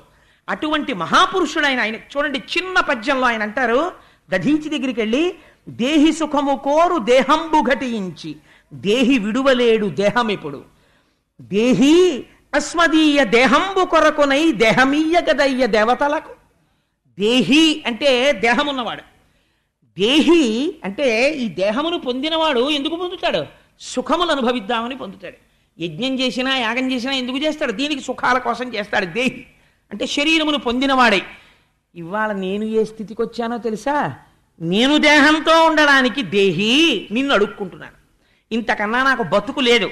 అస్మదీయ దేహంబు కొరకునై నేను బతికుండడానికి దేహమీ గదయ్య దేవతలకు, నీ దేహం మాకు ఇచ్చేవయ్యా, ఇంతకన్నా నేను ఏమని అడగను, ఇలా అడగడంలోనే నేను చాలా చచ్చిపోయానయ్యా అని ఇంతటి ఇంద్రుడు తలదించుకుని అడిగాడు. ఆయన గొప్పతనం ఏమిటో తెలుసా అండి, ఆయన ఇంతకుముందు 2 మాటలు చచ్చిపోయాడు దధీచి. అదేమిటండి అలా ఎలా చచ్చిపోయాడని మీకు ఆశ్చర్యం ఇచ్చు. ఆయన ఒకసారి తపస్సు చేసుకుంటుంటే అశ్వినీ దేవతలు వచ్చారు. వచ్చి అయ్యా మాకు మంత్రం ఉపదేశం చేయాలండి మీరు అన్నారు. అంటే ఆయన అన్నాడు, తప్పకుండా మీకు ఉపదేశం చేస్తాను రా, కొంచెం చిన్న యాగం చేసుకుంటున్నాను, అయిపోయాక రండి చేసేస్తానన్నాడు. అంటే ఈయన వెళ్ళిపోగానే ఇంద్రుడు వచ్చి అన్నాడు, మీరు ఆ విద్య చెప్పేశారంటే వాళ్ళు అమరులు అయిపోతారు, మీరు చెప్పేశారా మిమ్మల్ని చంపేస్తానన్నాడు. ఈ అలవాటు ఉందన్నమాట అప్పటి నుంచే. అంటే మళ్ళీ వాళ్ళు వస్తే ఈయన అన్నాడు, ఒరే నేను చెప్పేస్తే వాడు చంపేస్తానన్నాడు రా, అందుకని ఎలాగన్నారు. వాళ్ళు అశ్వినీ దేవతలు, వాళ్ళు దేవవైద్యులు. వాళ్ళు అన్నారు, ఏమన్నాడు, చంపేస్తాను కదా అన్నాడు, మేము పని చేస్తాం. ఇంద్రుడు ముందు వెనక చూడకుండా నువ్వు మాకు విద్య ఉపదేశం చేశావని చెప్పగానే నీ కంఠాన్ని నరికేస్తాడు కదా, ఆ పనేదో మేమే చేసేస్తాం. మేమే నరికేసి నీ కంఠాన్ని, నీ తలకాయ తీసుకెళ్ళి పక్కన పెట్టేసి ఓ గుర్రం తలకాయ తెచ్చి నీకు పెట్టేస్తాం. ఆ విద్య పేరు అశ్వశిరము కదా, ఎలాగో నువ్వు గుర్రం తలకాయతో మాకు చెప్పేయి. మాకు మహానుభావుడైనటువంటి దధీచి మహర్షి ఉపదేశం చేసేశారు అని అరుస్తాం. నేను వద్దన్నా చెప్పాడా అని కత్తట్టుకొచ్చేసి ముందు వెనక చూడకుండా ఆ తలకాయ కొట్టేస్తాడు. అప్పుడు మేమేం చేస్తామంటే ఈ గుర్రం తలకాయ తీసేసి అసలు తలకాయ మళ్ళీ పెట్టేస్తాం అన్నారు. అంటే దధీచి అన్నాడు, అయితే మాత్రం ఎవడైనా ఏమంటాడండి, ఒరే మీరేమో ముందే తలకాయ తీసేస్తారా, గుర్రం తలకాయ ఎట్టేస్తారా, మీకు ఉపదేశం చేసేనా, ఆ తర్వాత మీరేమో అరిచి వెళ్ళిపోతారా, వాడు వచ్చి ఇంకోసారి నరికేస్తాడా, మీరు మళ్ళీ తెచ్చి తలకాయ ఎట్టేస్తారా, నాకేమిట్రా, నాకు ఎందుకురా ఇన్ని మాటలు తలకాయలు కోయించేసుకోవడం అని అడగద్దండి. కానీ గురువు అంటే ఎలా ఉంటారో చూడండి, ఎంత స్వార్థత్యాగంతో ఉన్నాడో. ఆయన అన్నాడు, పొన్లేండి అలాగే నరికేయండి అయితే అన్నాడు. అంటే ఠకేలను వాళ్ళు కంఠం నరికేసి ఓ గుర్రం తలకాయ ఎట్టేశారు. పెట్టేస్తే ఆయన ఉపదేశం చేసేశాడు. మాకు ఉపదేశం అయిపోయిందో వచ్చని వాళ్ళు అరిచారు. ఇంద్రుడు వచ్చి మళ్ళీ తలకాయ నరికేశాడు. వీళ్ళు ఈ తలకాయ తీసి పక్కన పెట్టేసి దధీచికి మామూలు తలకాయ ఎట్టేశారు. అయ్యయ్యో చూసుకోలేదని ఇంద్రుడు అన్నాడు, ఇంకా మళ్ళీ నరకడానికి వీల్లేదు. అందుకని దధీచికి అలా తలకాయ వచ్చేసింది. కాబట్టి ప్రాణంతోనే ఉన్నాడు, కాబట్టి బ్రహ్మహత్యాపాతకం రాలేదు. కాబట్టి దధీచి మహర్షి అంటే ఇంతకు ముందే చచ్చి పుట్టినవాడు ద్విజుడైన. ద్విజుడు ఏమిటండి, అటువంటి మహాపురుషుడైన. అటువంటి దధీచి మహర్షి దగ్గరికి వెళ్ళి ఈ మాట అడిగితే ఆయన అన్నాడు వాళ్ళని చూసి నవ్వుతూ, ఎలమి బ్రతుక నిచ్చగించిన వారికి దేహమల్ల భంగి తీపు కాదే, అచ్యుతుండు వచ్చి అర్థి చేసినను తన్ను ఇచ్చునట్టి దాత కలడే. ఎవడైనా ఏ సుఖాన్నైనా ఏదైనా ఎందుకు కోరుతాడయా? దీంట్లో ఉండి సుఖం అనుభవిద్దామని. మీరేమిటయా ఇలా జరుగుతున్నారు? ఏకంగా నా శరీరం ఇచ్చేయమంటున్నారు. ఒకవేళ అచ్యుతుడు అంటే తన స్థానం నుంచి చెలించని వాడు ఆయనే వచ్చి అయ్యా మీ దేహం ఇచ్చేయండి అన్నా ఎవడైనా ఇస్తాడా? ఎవడు ఇవ్వడు కదా. మరి మీరేమిటి తన్ను ఇచ్చునట్టి దాత కలడే? తన శరీరాన్ని దానం చేసేవాడు ఉంటారా ప్రపంచంలో? అయినా నేను ఎక్కడా వినలేదు. అర్ధంబు వేడెడు అర్ధులు కలరు కాంగంగంబు వేడెడి అర్ధి కలడే. తన కోరికలనిచ్చు దానశీలుడు కలుగు తన దేహమీ నేర్చు దాత కలడే. ఈ నేర్చువాడు తన్నిచ్చిన రోయక చంపెడునట్టి ఆచకుండు కలడే. చంపియుపోవక శల్యంబులన్నీయు ఎరుపంచుకపోవు అరుకలరే. రమణలోకమెల్ల రక్షించు వారికి హింస చేయు బుద్ధి ఎట్లు పొడమే. భ్రాంతి అయిన ఎట్టి ప్రాణంబుపై తీపు తమకు పోలి ఎదిరి తలపు వలదే. ఆయన అన్నాడు, ఏమయ్యా నేను ప్రపంచంలో కోరికలు అడిగిన వాళ్ళని చూశాను తపస్సు చేసి, మీరేమిటయా నా శరీరం అడుగుతున్నారు?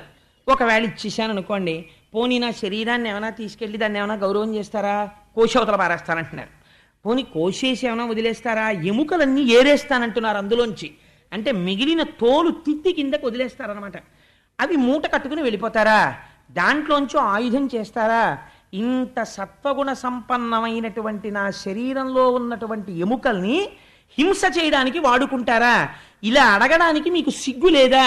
పైగా వచ్చి నీ దేహం ఇచ్చే నీ ఎముకలు ఏరుకుని మూట కట్టుకుని ఆయుధాలు చేసుకుంటామని అడుగుతున్నారా? మీకు ఇలా అడగడానికి సిగ్గు అయ్యట్లేదయా? మీరు బ్రతకడానికి ఇంకోడిని చంపుతారా? ఇలా అడగచ్చా మీరు అన్నారు. అంటే వాళ్ళు, అయ్యా ఏం చెయ్యమంటారు? మాకు ఇంతకన్నా వేరొక మార్గం లేదు, అందుచేత మిమ్మల్ని వేడుకుంటున్నాం. ఇప్పుడు మమ్మల్ని రక్షించడానికి మీరు తప్ప ప్రపంచమునందు వేరొక స్థానము లేదు.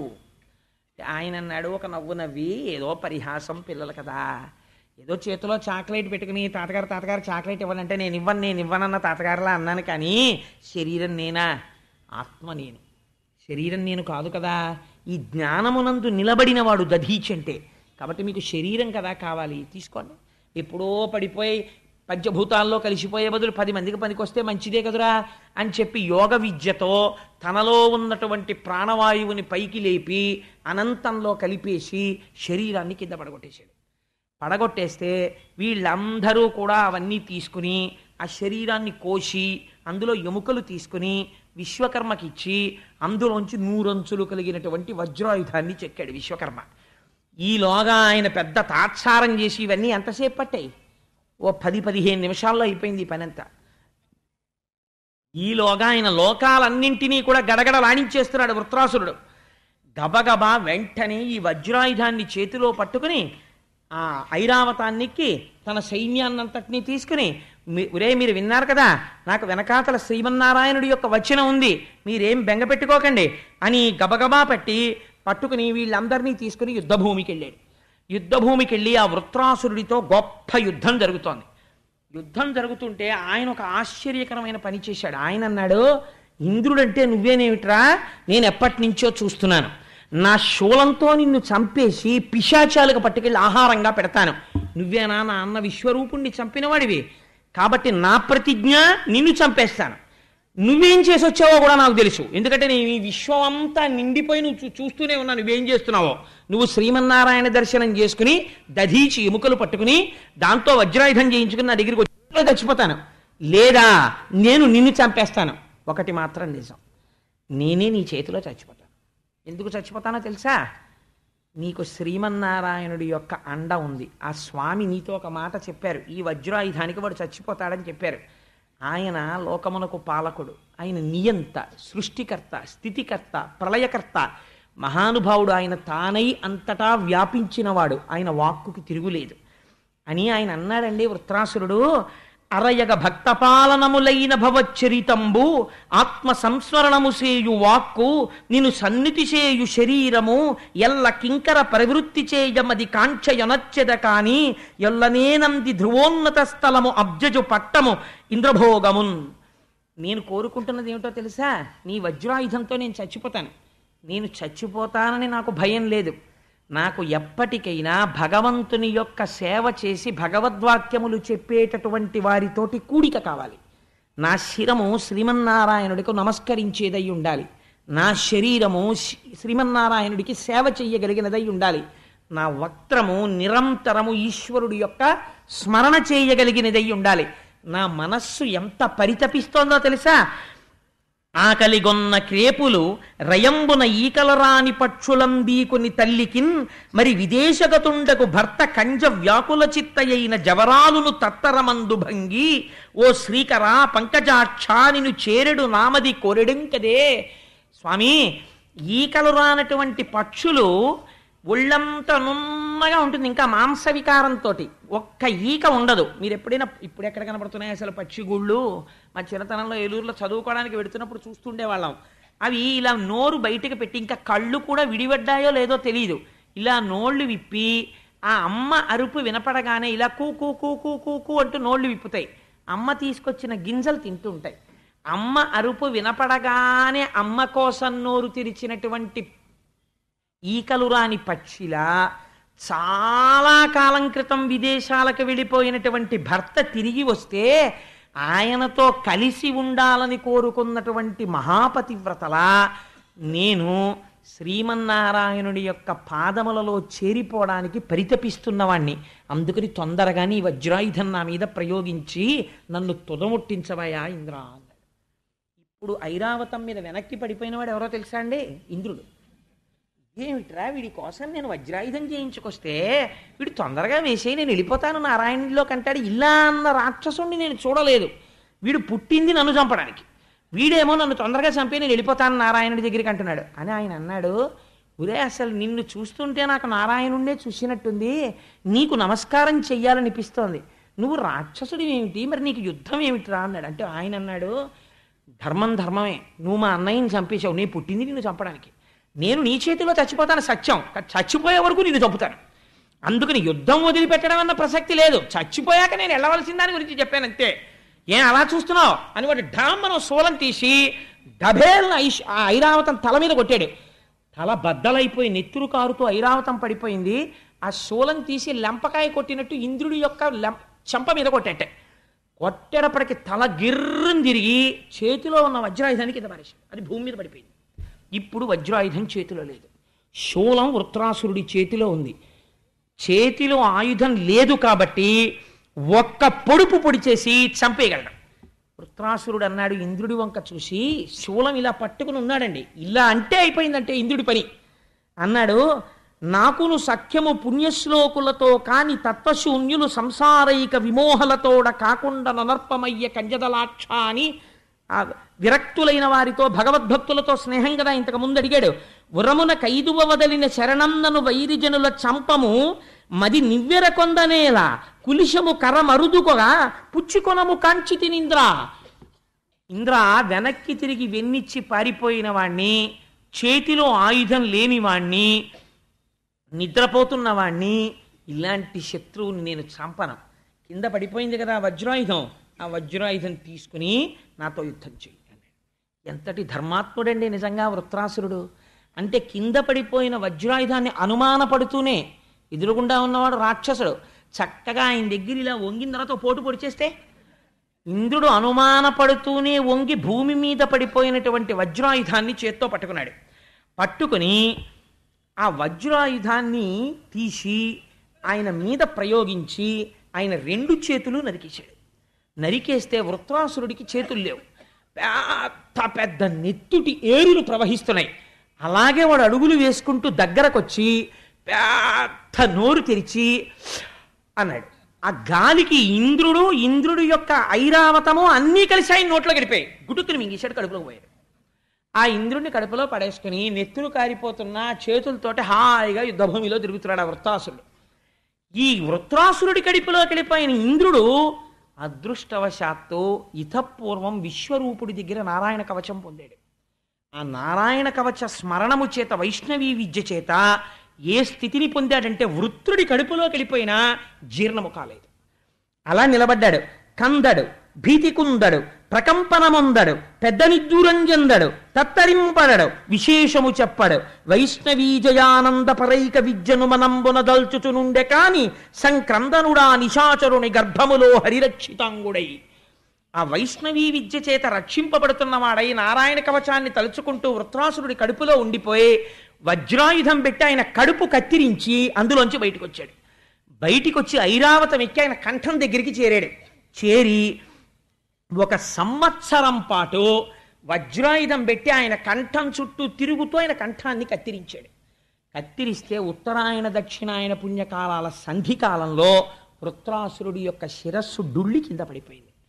వృత్రాసురుడు రాక్షసుడే కానీ పోతనగారు అన్నారు, అఖిల దుఃఖైక సంహారాది కారణం బకిలార్థ సంచయ ఆహ్లాదకరము విమల భక్త్యుద్రేక విభవ సందర్శనం వనుపమ భక్త వర్ణనరతంబు విబుధ హర్షానేక విజయ సంయుక్తంబు గ్రస్తామరేంద్ర మోక్షక్రమంబు బ్రహ్మహత్యానేక పాపనిస్తరణంబు కమనీయ సజ్జన కాంక్షితంబు అయిన ఈ ఇతిహాసంబు అతిక భక్తి వినిన చదివిన వ్రాసిన అనుదినంబు ఆయురారోగ్య విజయ భాగ్యాభివృద్ధి కర్మ నాశము సుగతియు కలుగుననఖ.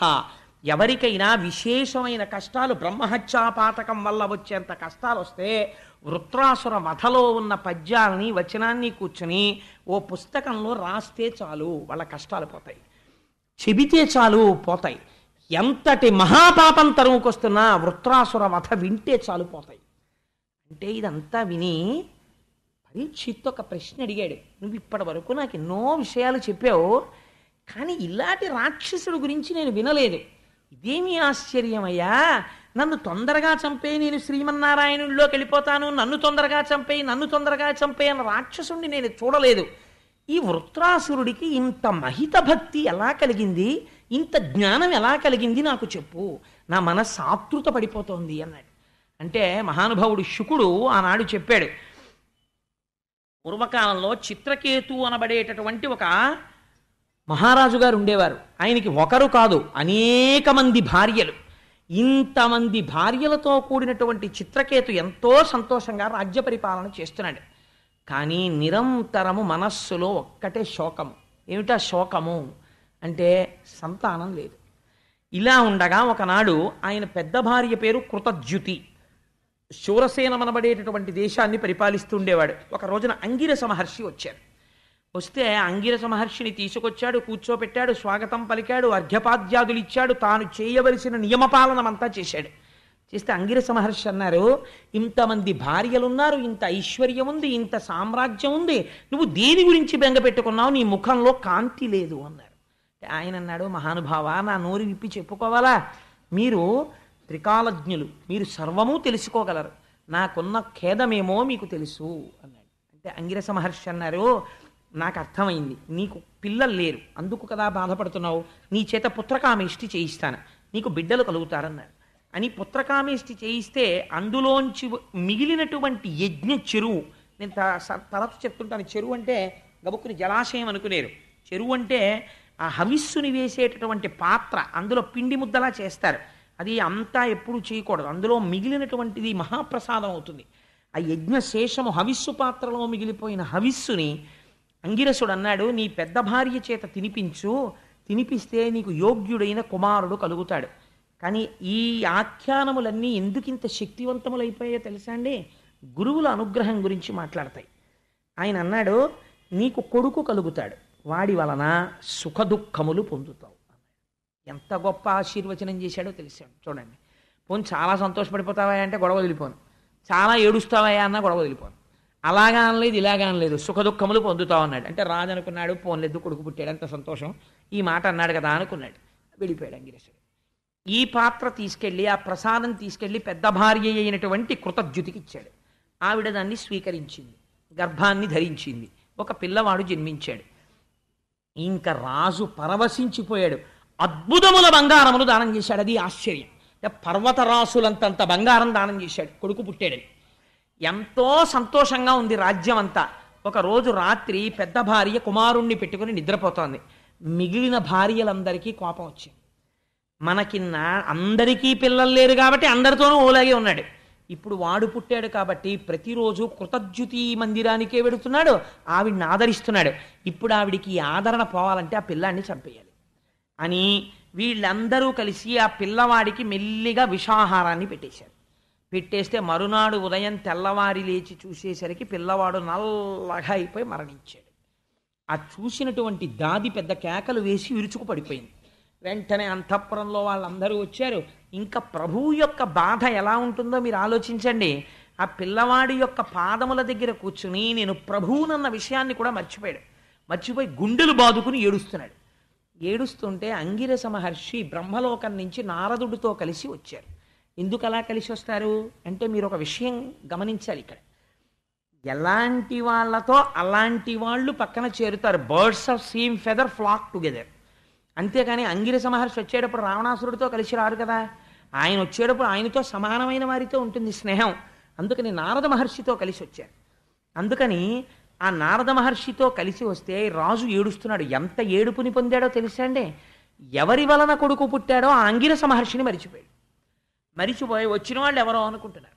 అంటుంటే అంగిరస మహర్షి అడిగారు, అక్కడే ఉంది కొడుకు యొక్క శవం, రాజా నువ్వు ఎందుకు ఏడుస్తున్నావు అని అడిగాడు. అడిగితే ఇది చూసి రాజు ఆశ్చర్యపడి ఇలాంటి వాడికి అసలు ఏం జవాబు చెప్పాలరా, ఇటు ఎందుకు ఏడుస్తున్నావు అంటాడు, ఏదో సరదాగా ఏడుస్తున్నట్టు అని. ఎందుకు ఏడుస్తున్నావు ఏమిటయా, కొడుకు చచ్చిపోయాడు అన్నాడు. అంటే ఆయన అన్నాడు, నువ్వు ఇలాగా నా కొడుకు అని ఏడుస్తున్నావు కదా, నేను ఇతపూర్వం నీ దగ్గరికి వచ్చి ఈ కొడుకు పుట్టడం కోసమని నీతో యజ్ఞం చేయించాను. అప్పుడు నీకు ఈ కొడుకు ఉన్నాడా? లేడు. ఈ కొడుకు తర్వాత వచ్చాడు. అంతకుముందు ఆ కొడుకు లేనప్పుడు నువ్వు చాలా సుఖంగా ఉండేవాడివి, సంతోషంగా. మధ్యలో వచ్చాడు, మధ్యలో వెళ్ళిపోతే నువ్వే వెళ్ళిపోయినంత బాధపడుతున్నావేంటి? మనుష్యుల జీవితాలు ఎలా ఉంటాయో తెలుసా ఆ చిత్రకేతు? నేను నీకు ఒక మాట చెప్తాను. నీకు వీడెవ్వడు, నీవెవ్వనికి శోక సంతాపమందెడు సర్వభౌమ, పుత్రమిత్రాదులు పూర్వజన్మంబున ఎవ్వని వారలో ఎరగుగలరే, మొదల నదీవేగమున నాడకాడ కొసికతంబు కూడుచు చెదురుచుండు, ఆ రీతి ప్రాణుల కతి కాలగతి చేత పుట్టుట సచ్చుట పసగుచుండు, కాన భూతంబులకు కల్గు భూతంబులు మమతతోడ విష్ణు మాయ చేసి, దీని కడలనేల ధృతి తోలగానేల బుద్ధి తలపవలదే భూత సృష్టి. నీకొక్క విషయం చెప్తాను. ఈ శరీరాన్ని చూసి అనేకమైన అనుబంధాలని పెట్టుకుంటారు. నా కొడుకనొకరు, నా భర్తనొకరు, నా తండ్రినొకరు, నా అన్ననొకరు, నా తమ్ముడనొకరు, దీనితో అనుబంధం పెట్టుకుంటారు. అసలు దేనితో అనుబంధం పెట్టుకున్నారో అది విష్ణుమాయ. అది ఉండేది కాదు, దాని లోపల ఉన్నది ఎప్పుడూ ఉండేది. ఇది ఒకనాడు వెళ్ళిపోతే ఇది పడిపోతే దీన్ని పట్టుకుని ఏడుపు మొదలెడతారు. ఏది సుఖమిచ్చిందని ఇన్నాళ్ళు నువ్వు ఆ శరీరాన్ని పట్టుకు తిరిగావో ఆ శరీరం ఇంతమంది వచ్చి ఏడుస్తుంటే ఏమీ మాట్లాడదు, కన్ను విప్పదు, చూడదు, బాధపడదు.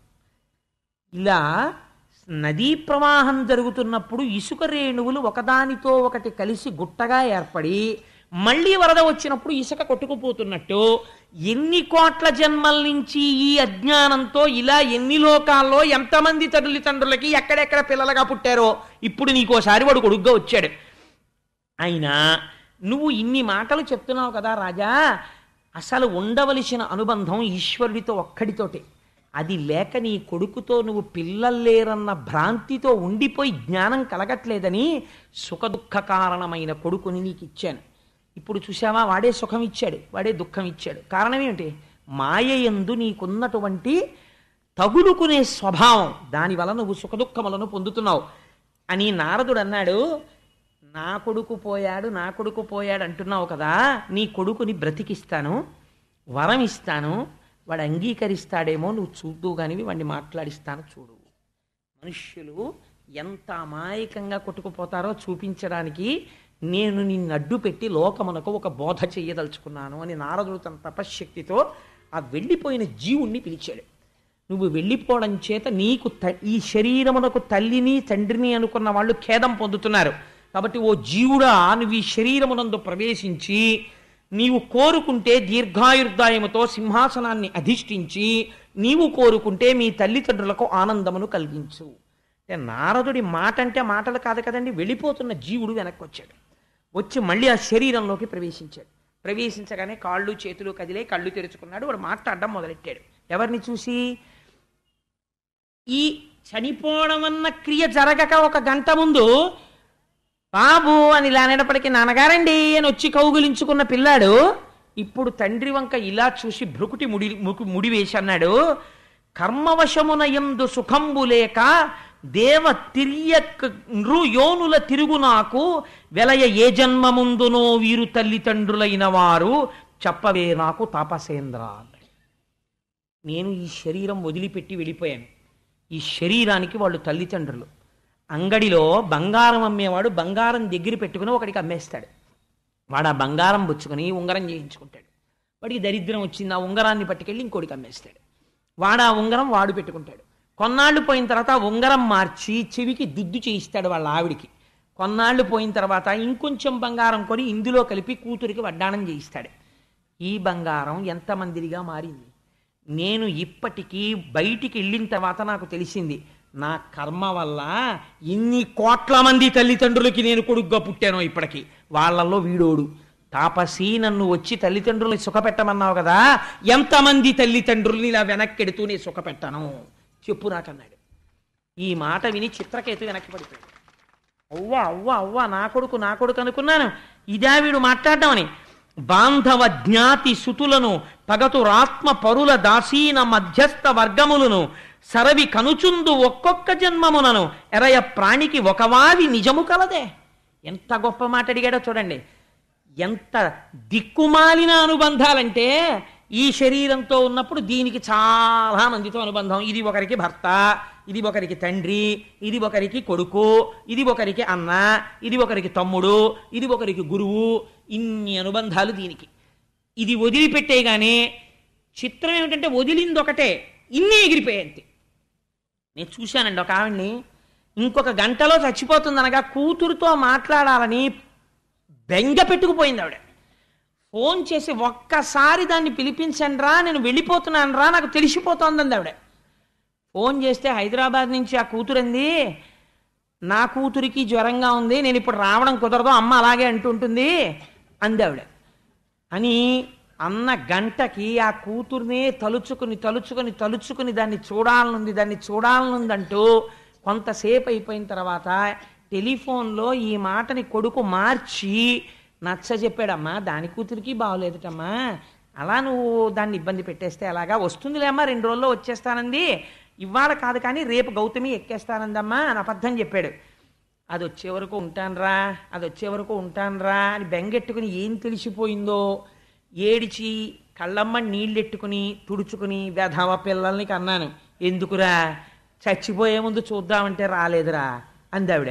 అని 1 గంట పోయిన తర్వాత ఆవిడ పోయింది. చనిపోతే నా కూతురికి జ్వరంగా ఉందన్నటువంటి కూతురు ట్యాక్సీ చేయించుకుని వచ్చింది హైదరాబాద్ నుంచి. వస్తే ఈ తల్లి పడుకునుంది ఐస్ గడ్డ మీద. పడుకునుంటే అది వచ్చి కారు దిగి గబగబా వెళ్ళి ఆవిడ శరీరాన్ని పట్టుకుని, అమ్మా నేను రాకుండా వెళ్ళిపోయావా అమ్మా అంది. ఏ పిల్ల కోసం ఇంత పరితపించిందో ఆ కన్నిలా విడలేదు, ఆ చెవిలా వినలేదు, ఆ శరీరం కదలలేదు. ఆ శరీరంలోంచి జీవుడు విడిపోగానే అన్ని అనుబంధాలు ఏకకాలమునందు ఆరిపోతాయి. ఇంట్లో మెయిన్ ఫ్యూజ్ పోయింది, అన్ని ఫ్యాన్లు లైట్లు 0 వాట్ బల్బులతో సహా అన్నీ ఆగిపోతాయి. జీవుడు ఉత్క్రమణం అయిపోయాడు, అన్ని అనుబంధాలు తెగిపోయాయి, అంతే వెళ్ళిపోతున్నాడు. ఇలాంటి అనుబంధాలన్నీ పెట్టుకుని ఎన్ని జన్మల్లో పాడైపోయానో, మళ్ళీ నువ్వు ఇంతటి తాపసివి నన్ను ఇందులోకి తెచ్చి మళ్ళీ జన్మలు పెడతావా, ఎందుకు వచ్చిందయా, ఉద్ధరిస్తే ఉద్ధరించు, నేను ఉండని ఈ శరీరంలో అన్నాడు ఆ పిల్లాడు. అంటే ఆశ్చర్యపోయి, అయ్య బాబోయ్ ఇప్పుడు నాకు బుద్ధి వచ్చిందండి, వాడిలా మాట్లాడాక నాకు తెలిసింది తత్వం అంటే ఏమిటో. అంటే అప్పుడు అంగిరస మహర్షి అన్నారు, ఇప్పుడు తెలిసిందా అనుబంధాలంటే ఏమిటో. కాబట్టి వెర్రి పెట్టుకోకు అని నేను ఉండను అని వెళ్ళిపోయాడు ఆ శరీరంలోంచి. ఇలా శరీరానికి సంస్కారం చేసేసి యమునా నదిలో స్నానం చేసి ఆచమనం చేసిరా, నీకు మంత్రం చెప్తాను. ఈ శరీరంలో ఉండగా చేరవలసింది ఈశ్వరుణ్ణి, ఈ పిచ్చనుబంధాల కోసం కాదు. ఎన్ని కోట్ల జన్మల్లో పెట్టుకున్నావో ఇలాగా అనుబంధాలు వద్దని నేను అంటలేదు, కానీ వాటి యొక్క మాయాస్వరూపాన్ని తెలుసుకుని ఈశ్వరుడి పాదాలు పట్టుకో.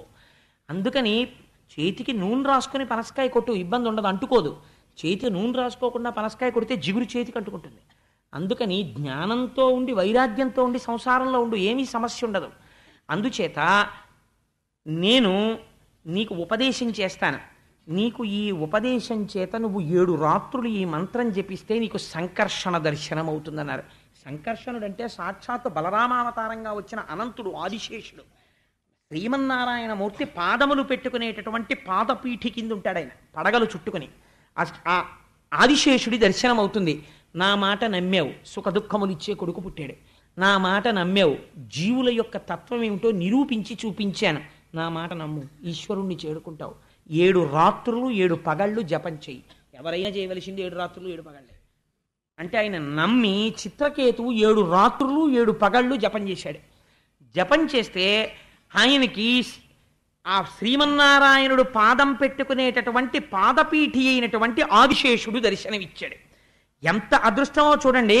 బహుశः నాకు తెలిసి ఆదిశేషుడి మీద శ్లోకాలు పద్యాలు చాలా తక్కువగా ఉంటాయి.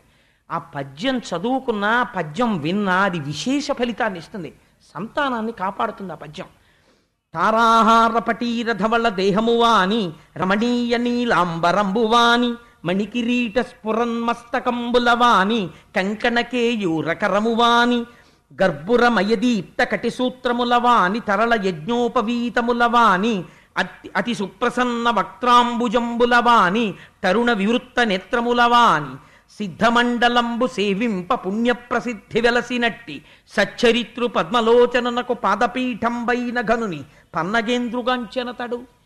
సాధారణంగా ఆదిశేషుడు అంటే ఏదో బుసలు కొడుతూ ఉంటాడనుకుంటారు. ఆయన దర్శనం ఇచ్చినప్పుడు ఎలా ఇచ్చాడో తెలుసా అండి?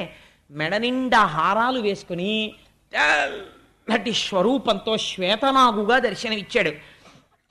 ధవళదేహము వాని రమణీయ నీలాంబరములవాని నల్లటి బట్టలు కట్టుకుని మణికిరీట స్ఫురన్మస్తకంబులవాని 1000 తలకాయలకి కిరీటాలు పెట్టుకుని ఉన్నాడు.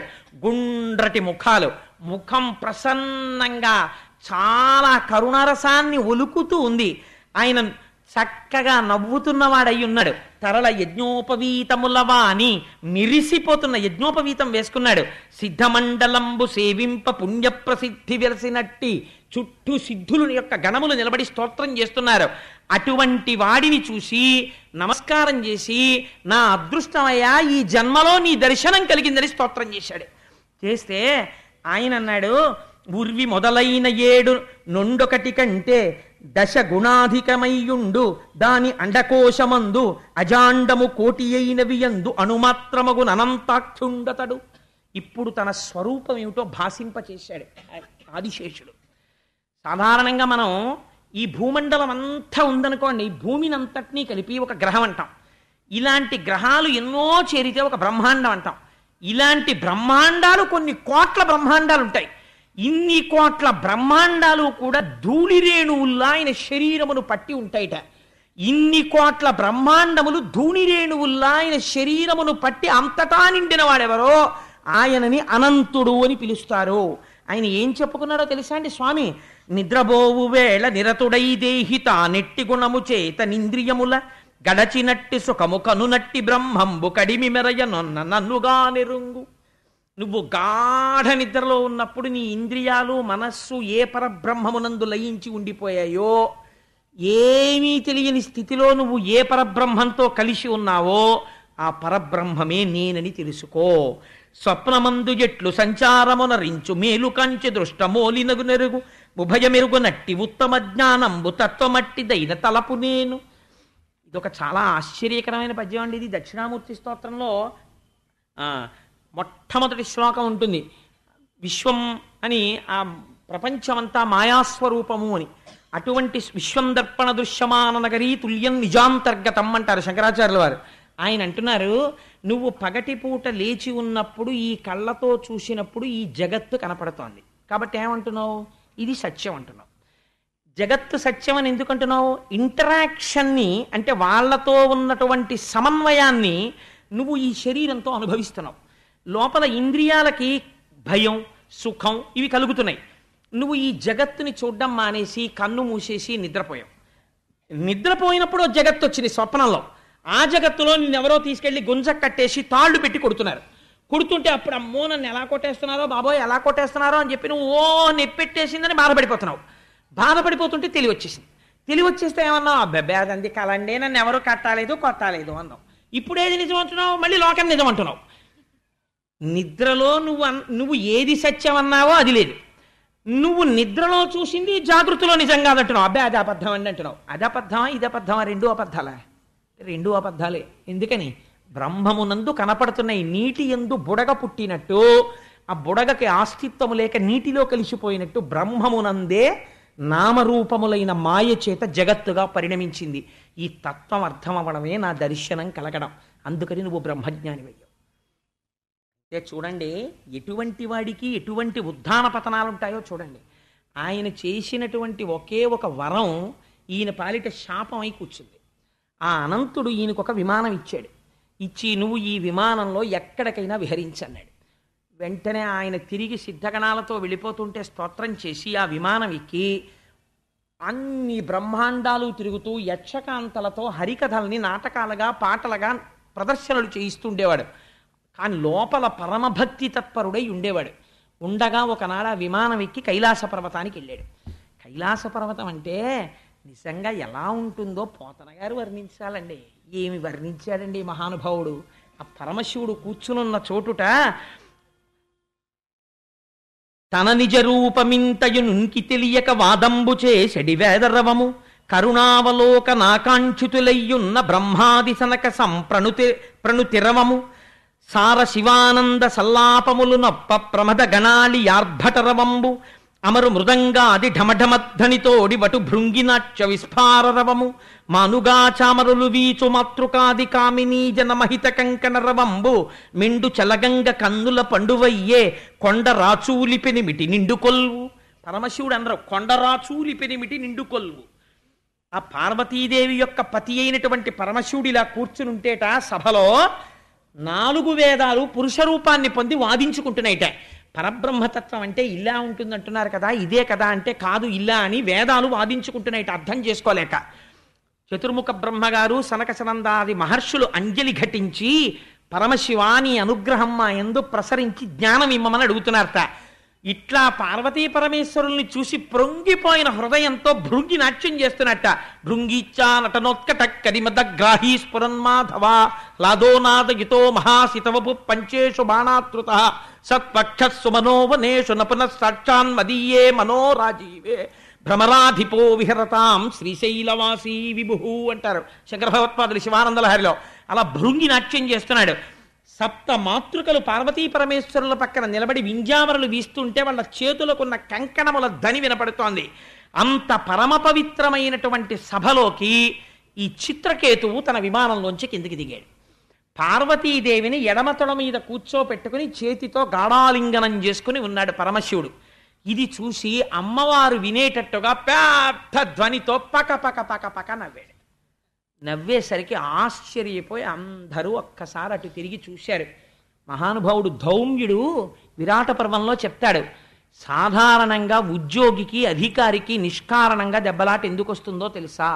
ఆవులింత తొమ్ము హాసంబు, రాజుగారు ఎదురుగుండా కూర్చుని ఆవలించడం, అధికారి ఎదురుగుండా కూర్చుని ఓహ్ తుమ్ముతూ ఉండడం, అధికారి ఎదురుగుండా కూర్చుని హాసంబు వెర్రినవ్వు నవ్వుతూ ఉండడం. దీనివల్ల అధికారులకు రాజులకు కోపం వస్తుంది.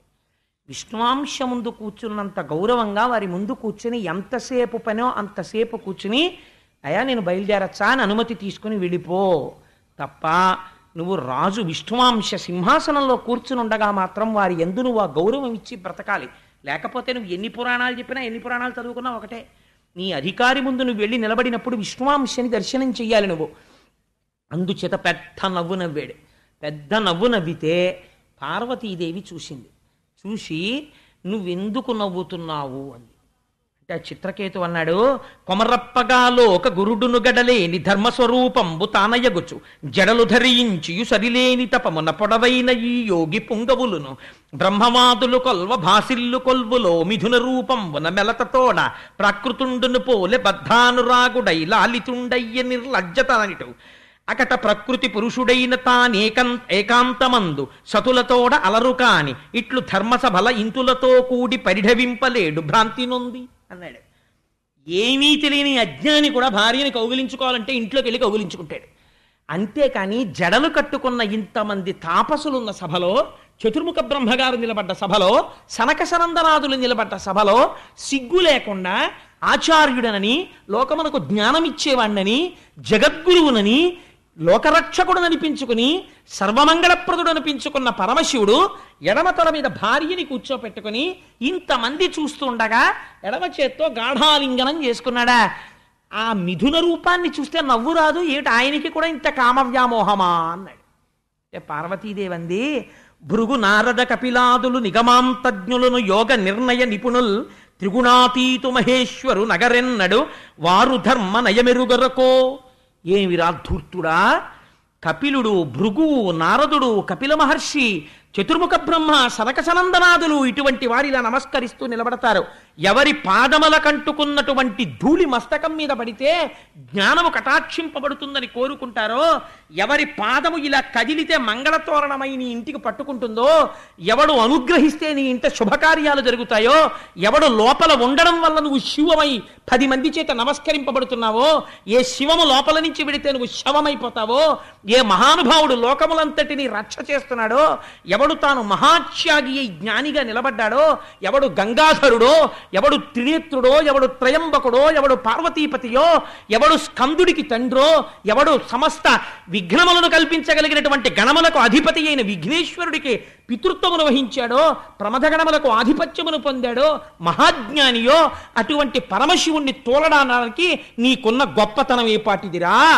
మేము ప్రకృతి పురుషులం, నీకేం తెలుసు? కలిసే ఉంటాం. అలా ప్రకృతి పురుష తత్వమును గుర్తెరుగక, తెలియక, ప్రకృతిలో పురుషుడు అనుప్రవేశము చేసి ఉండకపోతే ఆ ప్రకృతి అయోమయం అయిపోతుంది. ప్రకృతి లేని పురుషుడు అర్థం కాడు. అందుకని ప్రకృతి పురుష స్వరూపముతో గాఢాలింగనముగా దర్శనమిస్తాం మేము. దాని యోగ సిద్ధి నిరుంగలేక ఒక ప్రాకృతమైన మనుష్యుడు హీనుడు మాట్లాడినట్టు మాట్లాడావు. నువ్వు విష్ణు భక్తుడు అనిపించుకోవడానికి నీకెక్కడుంది అర్హత? శివుణ్ణి గౌరవించని వాడు విష్ణు భక్తుడు కానే కాడు. కాబట్టి నీవు విష్ణు భక్తుడు ఏమిటి? ఇక ఆ మాట అనిపించుకోవడానికి వీల్లేదు. నువ్వు ఇలా ప్రవర్తించావు కాబట్టి నిన్ను శపిస్తున్నాను.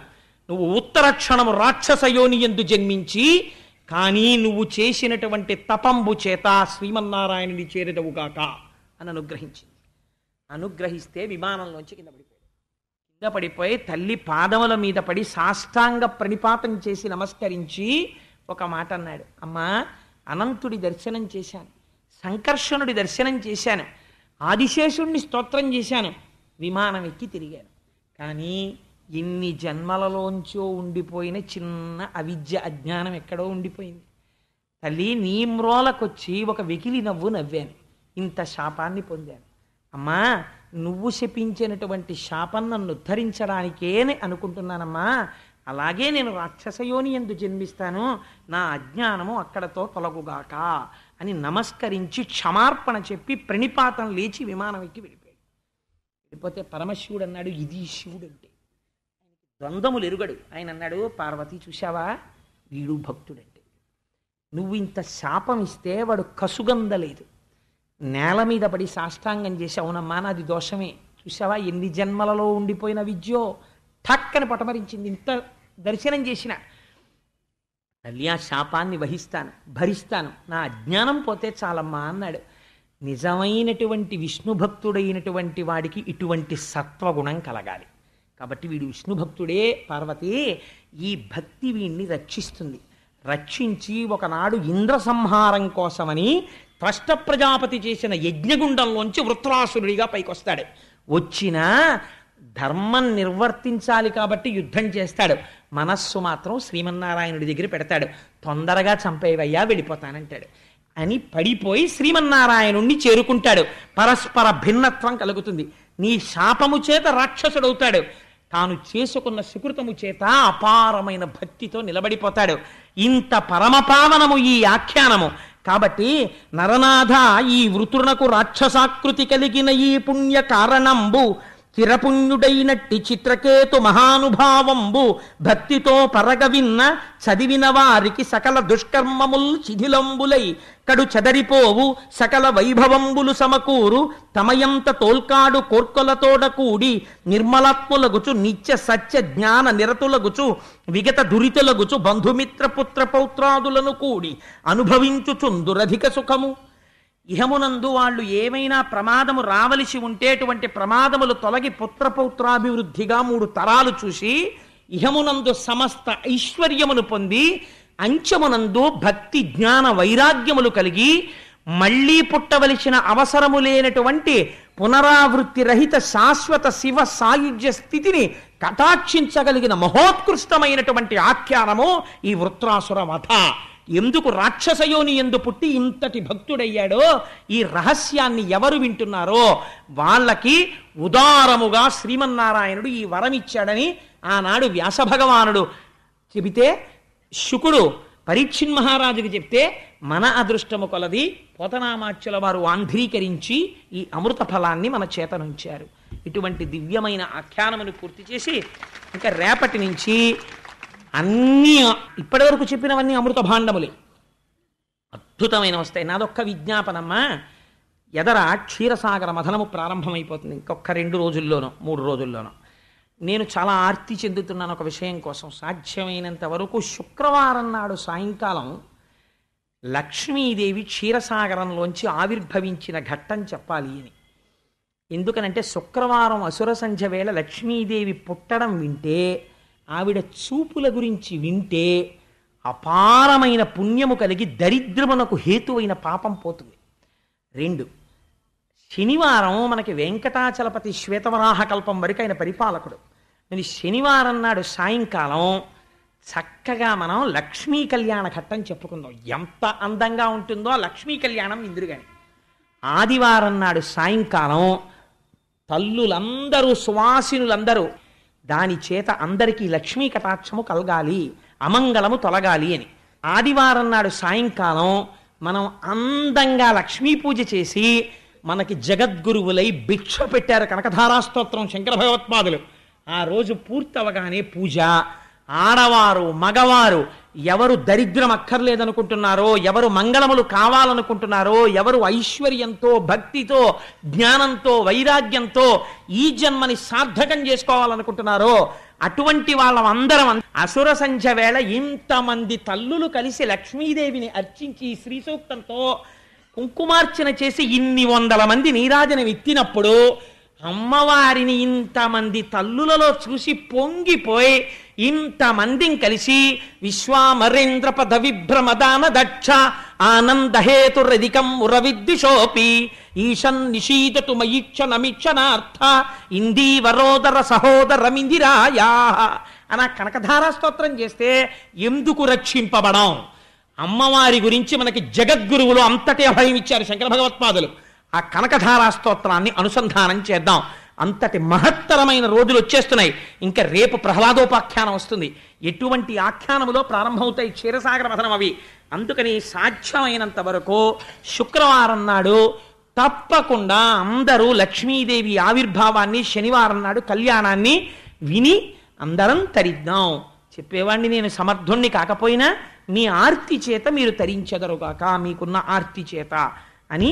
ఈశ్వరానుగ్రహం ఎందుకు కలగదండి? ఆర్తి చేతనే వస్తుంది, అంతేగాని నేను సమర్థుడనని వస్తుందా? మీ ఆర్తి చేత వస్తుంది. అందుకని మనందరం సంతోషంగా ఇప్పుడు 11 మాటలు స్వామి నామని చెప్పుకుని బయలుదేరదాం.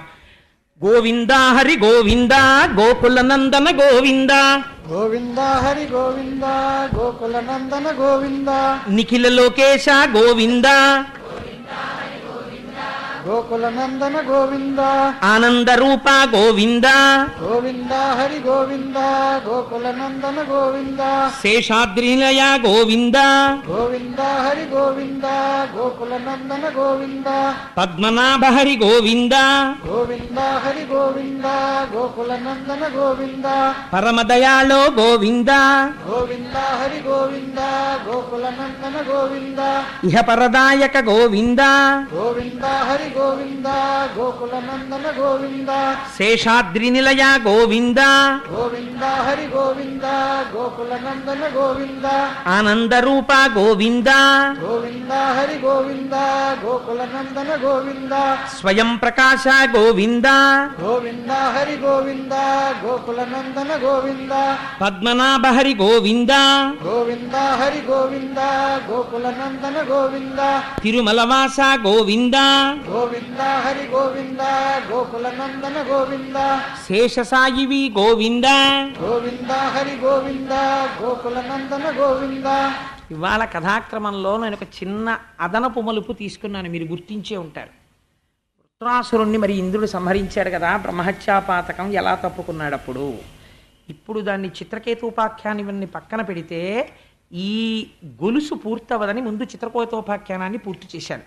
రేపటి రోజున ఆ బ్రహ్మహత్యాపాతకాన్ని ఎలా తప్పుకున్నాడో, ఈశాన్యంలో పూజామందిరం ఎందుకు పెడతామో, ఈశాన్య దిక్కుకి గొప్పతనం ఎందుకు వచ్చిందో అలా మొదలుపెట్టి రేపటి రోజున ప్రహ్లాదోపాఖ్యానంలోకి వెళ్తాను.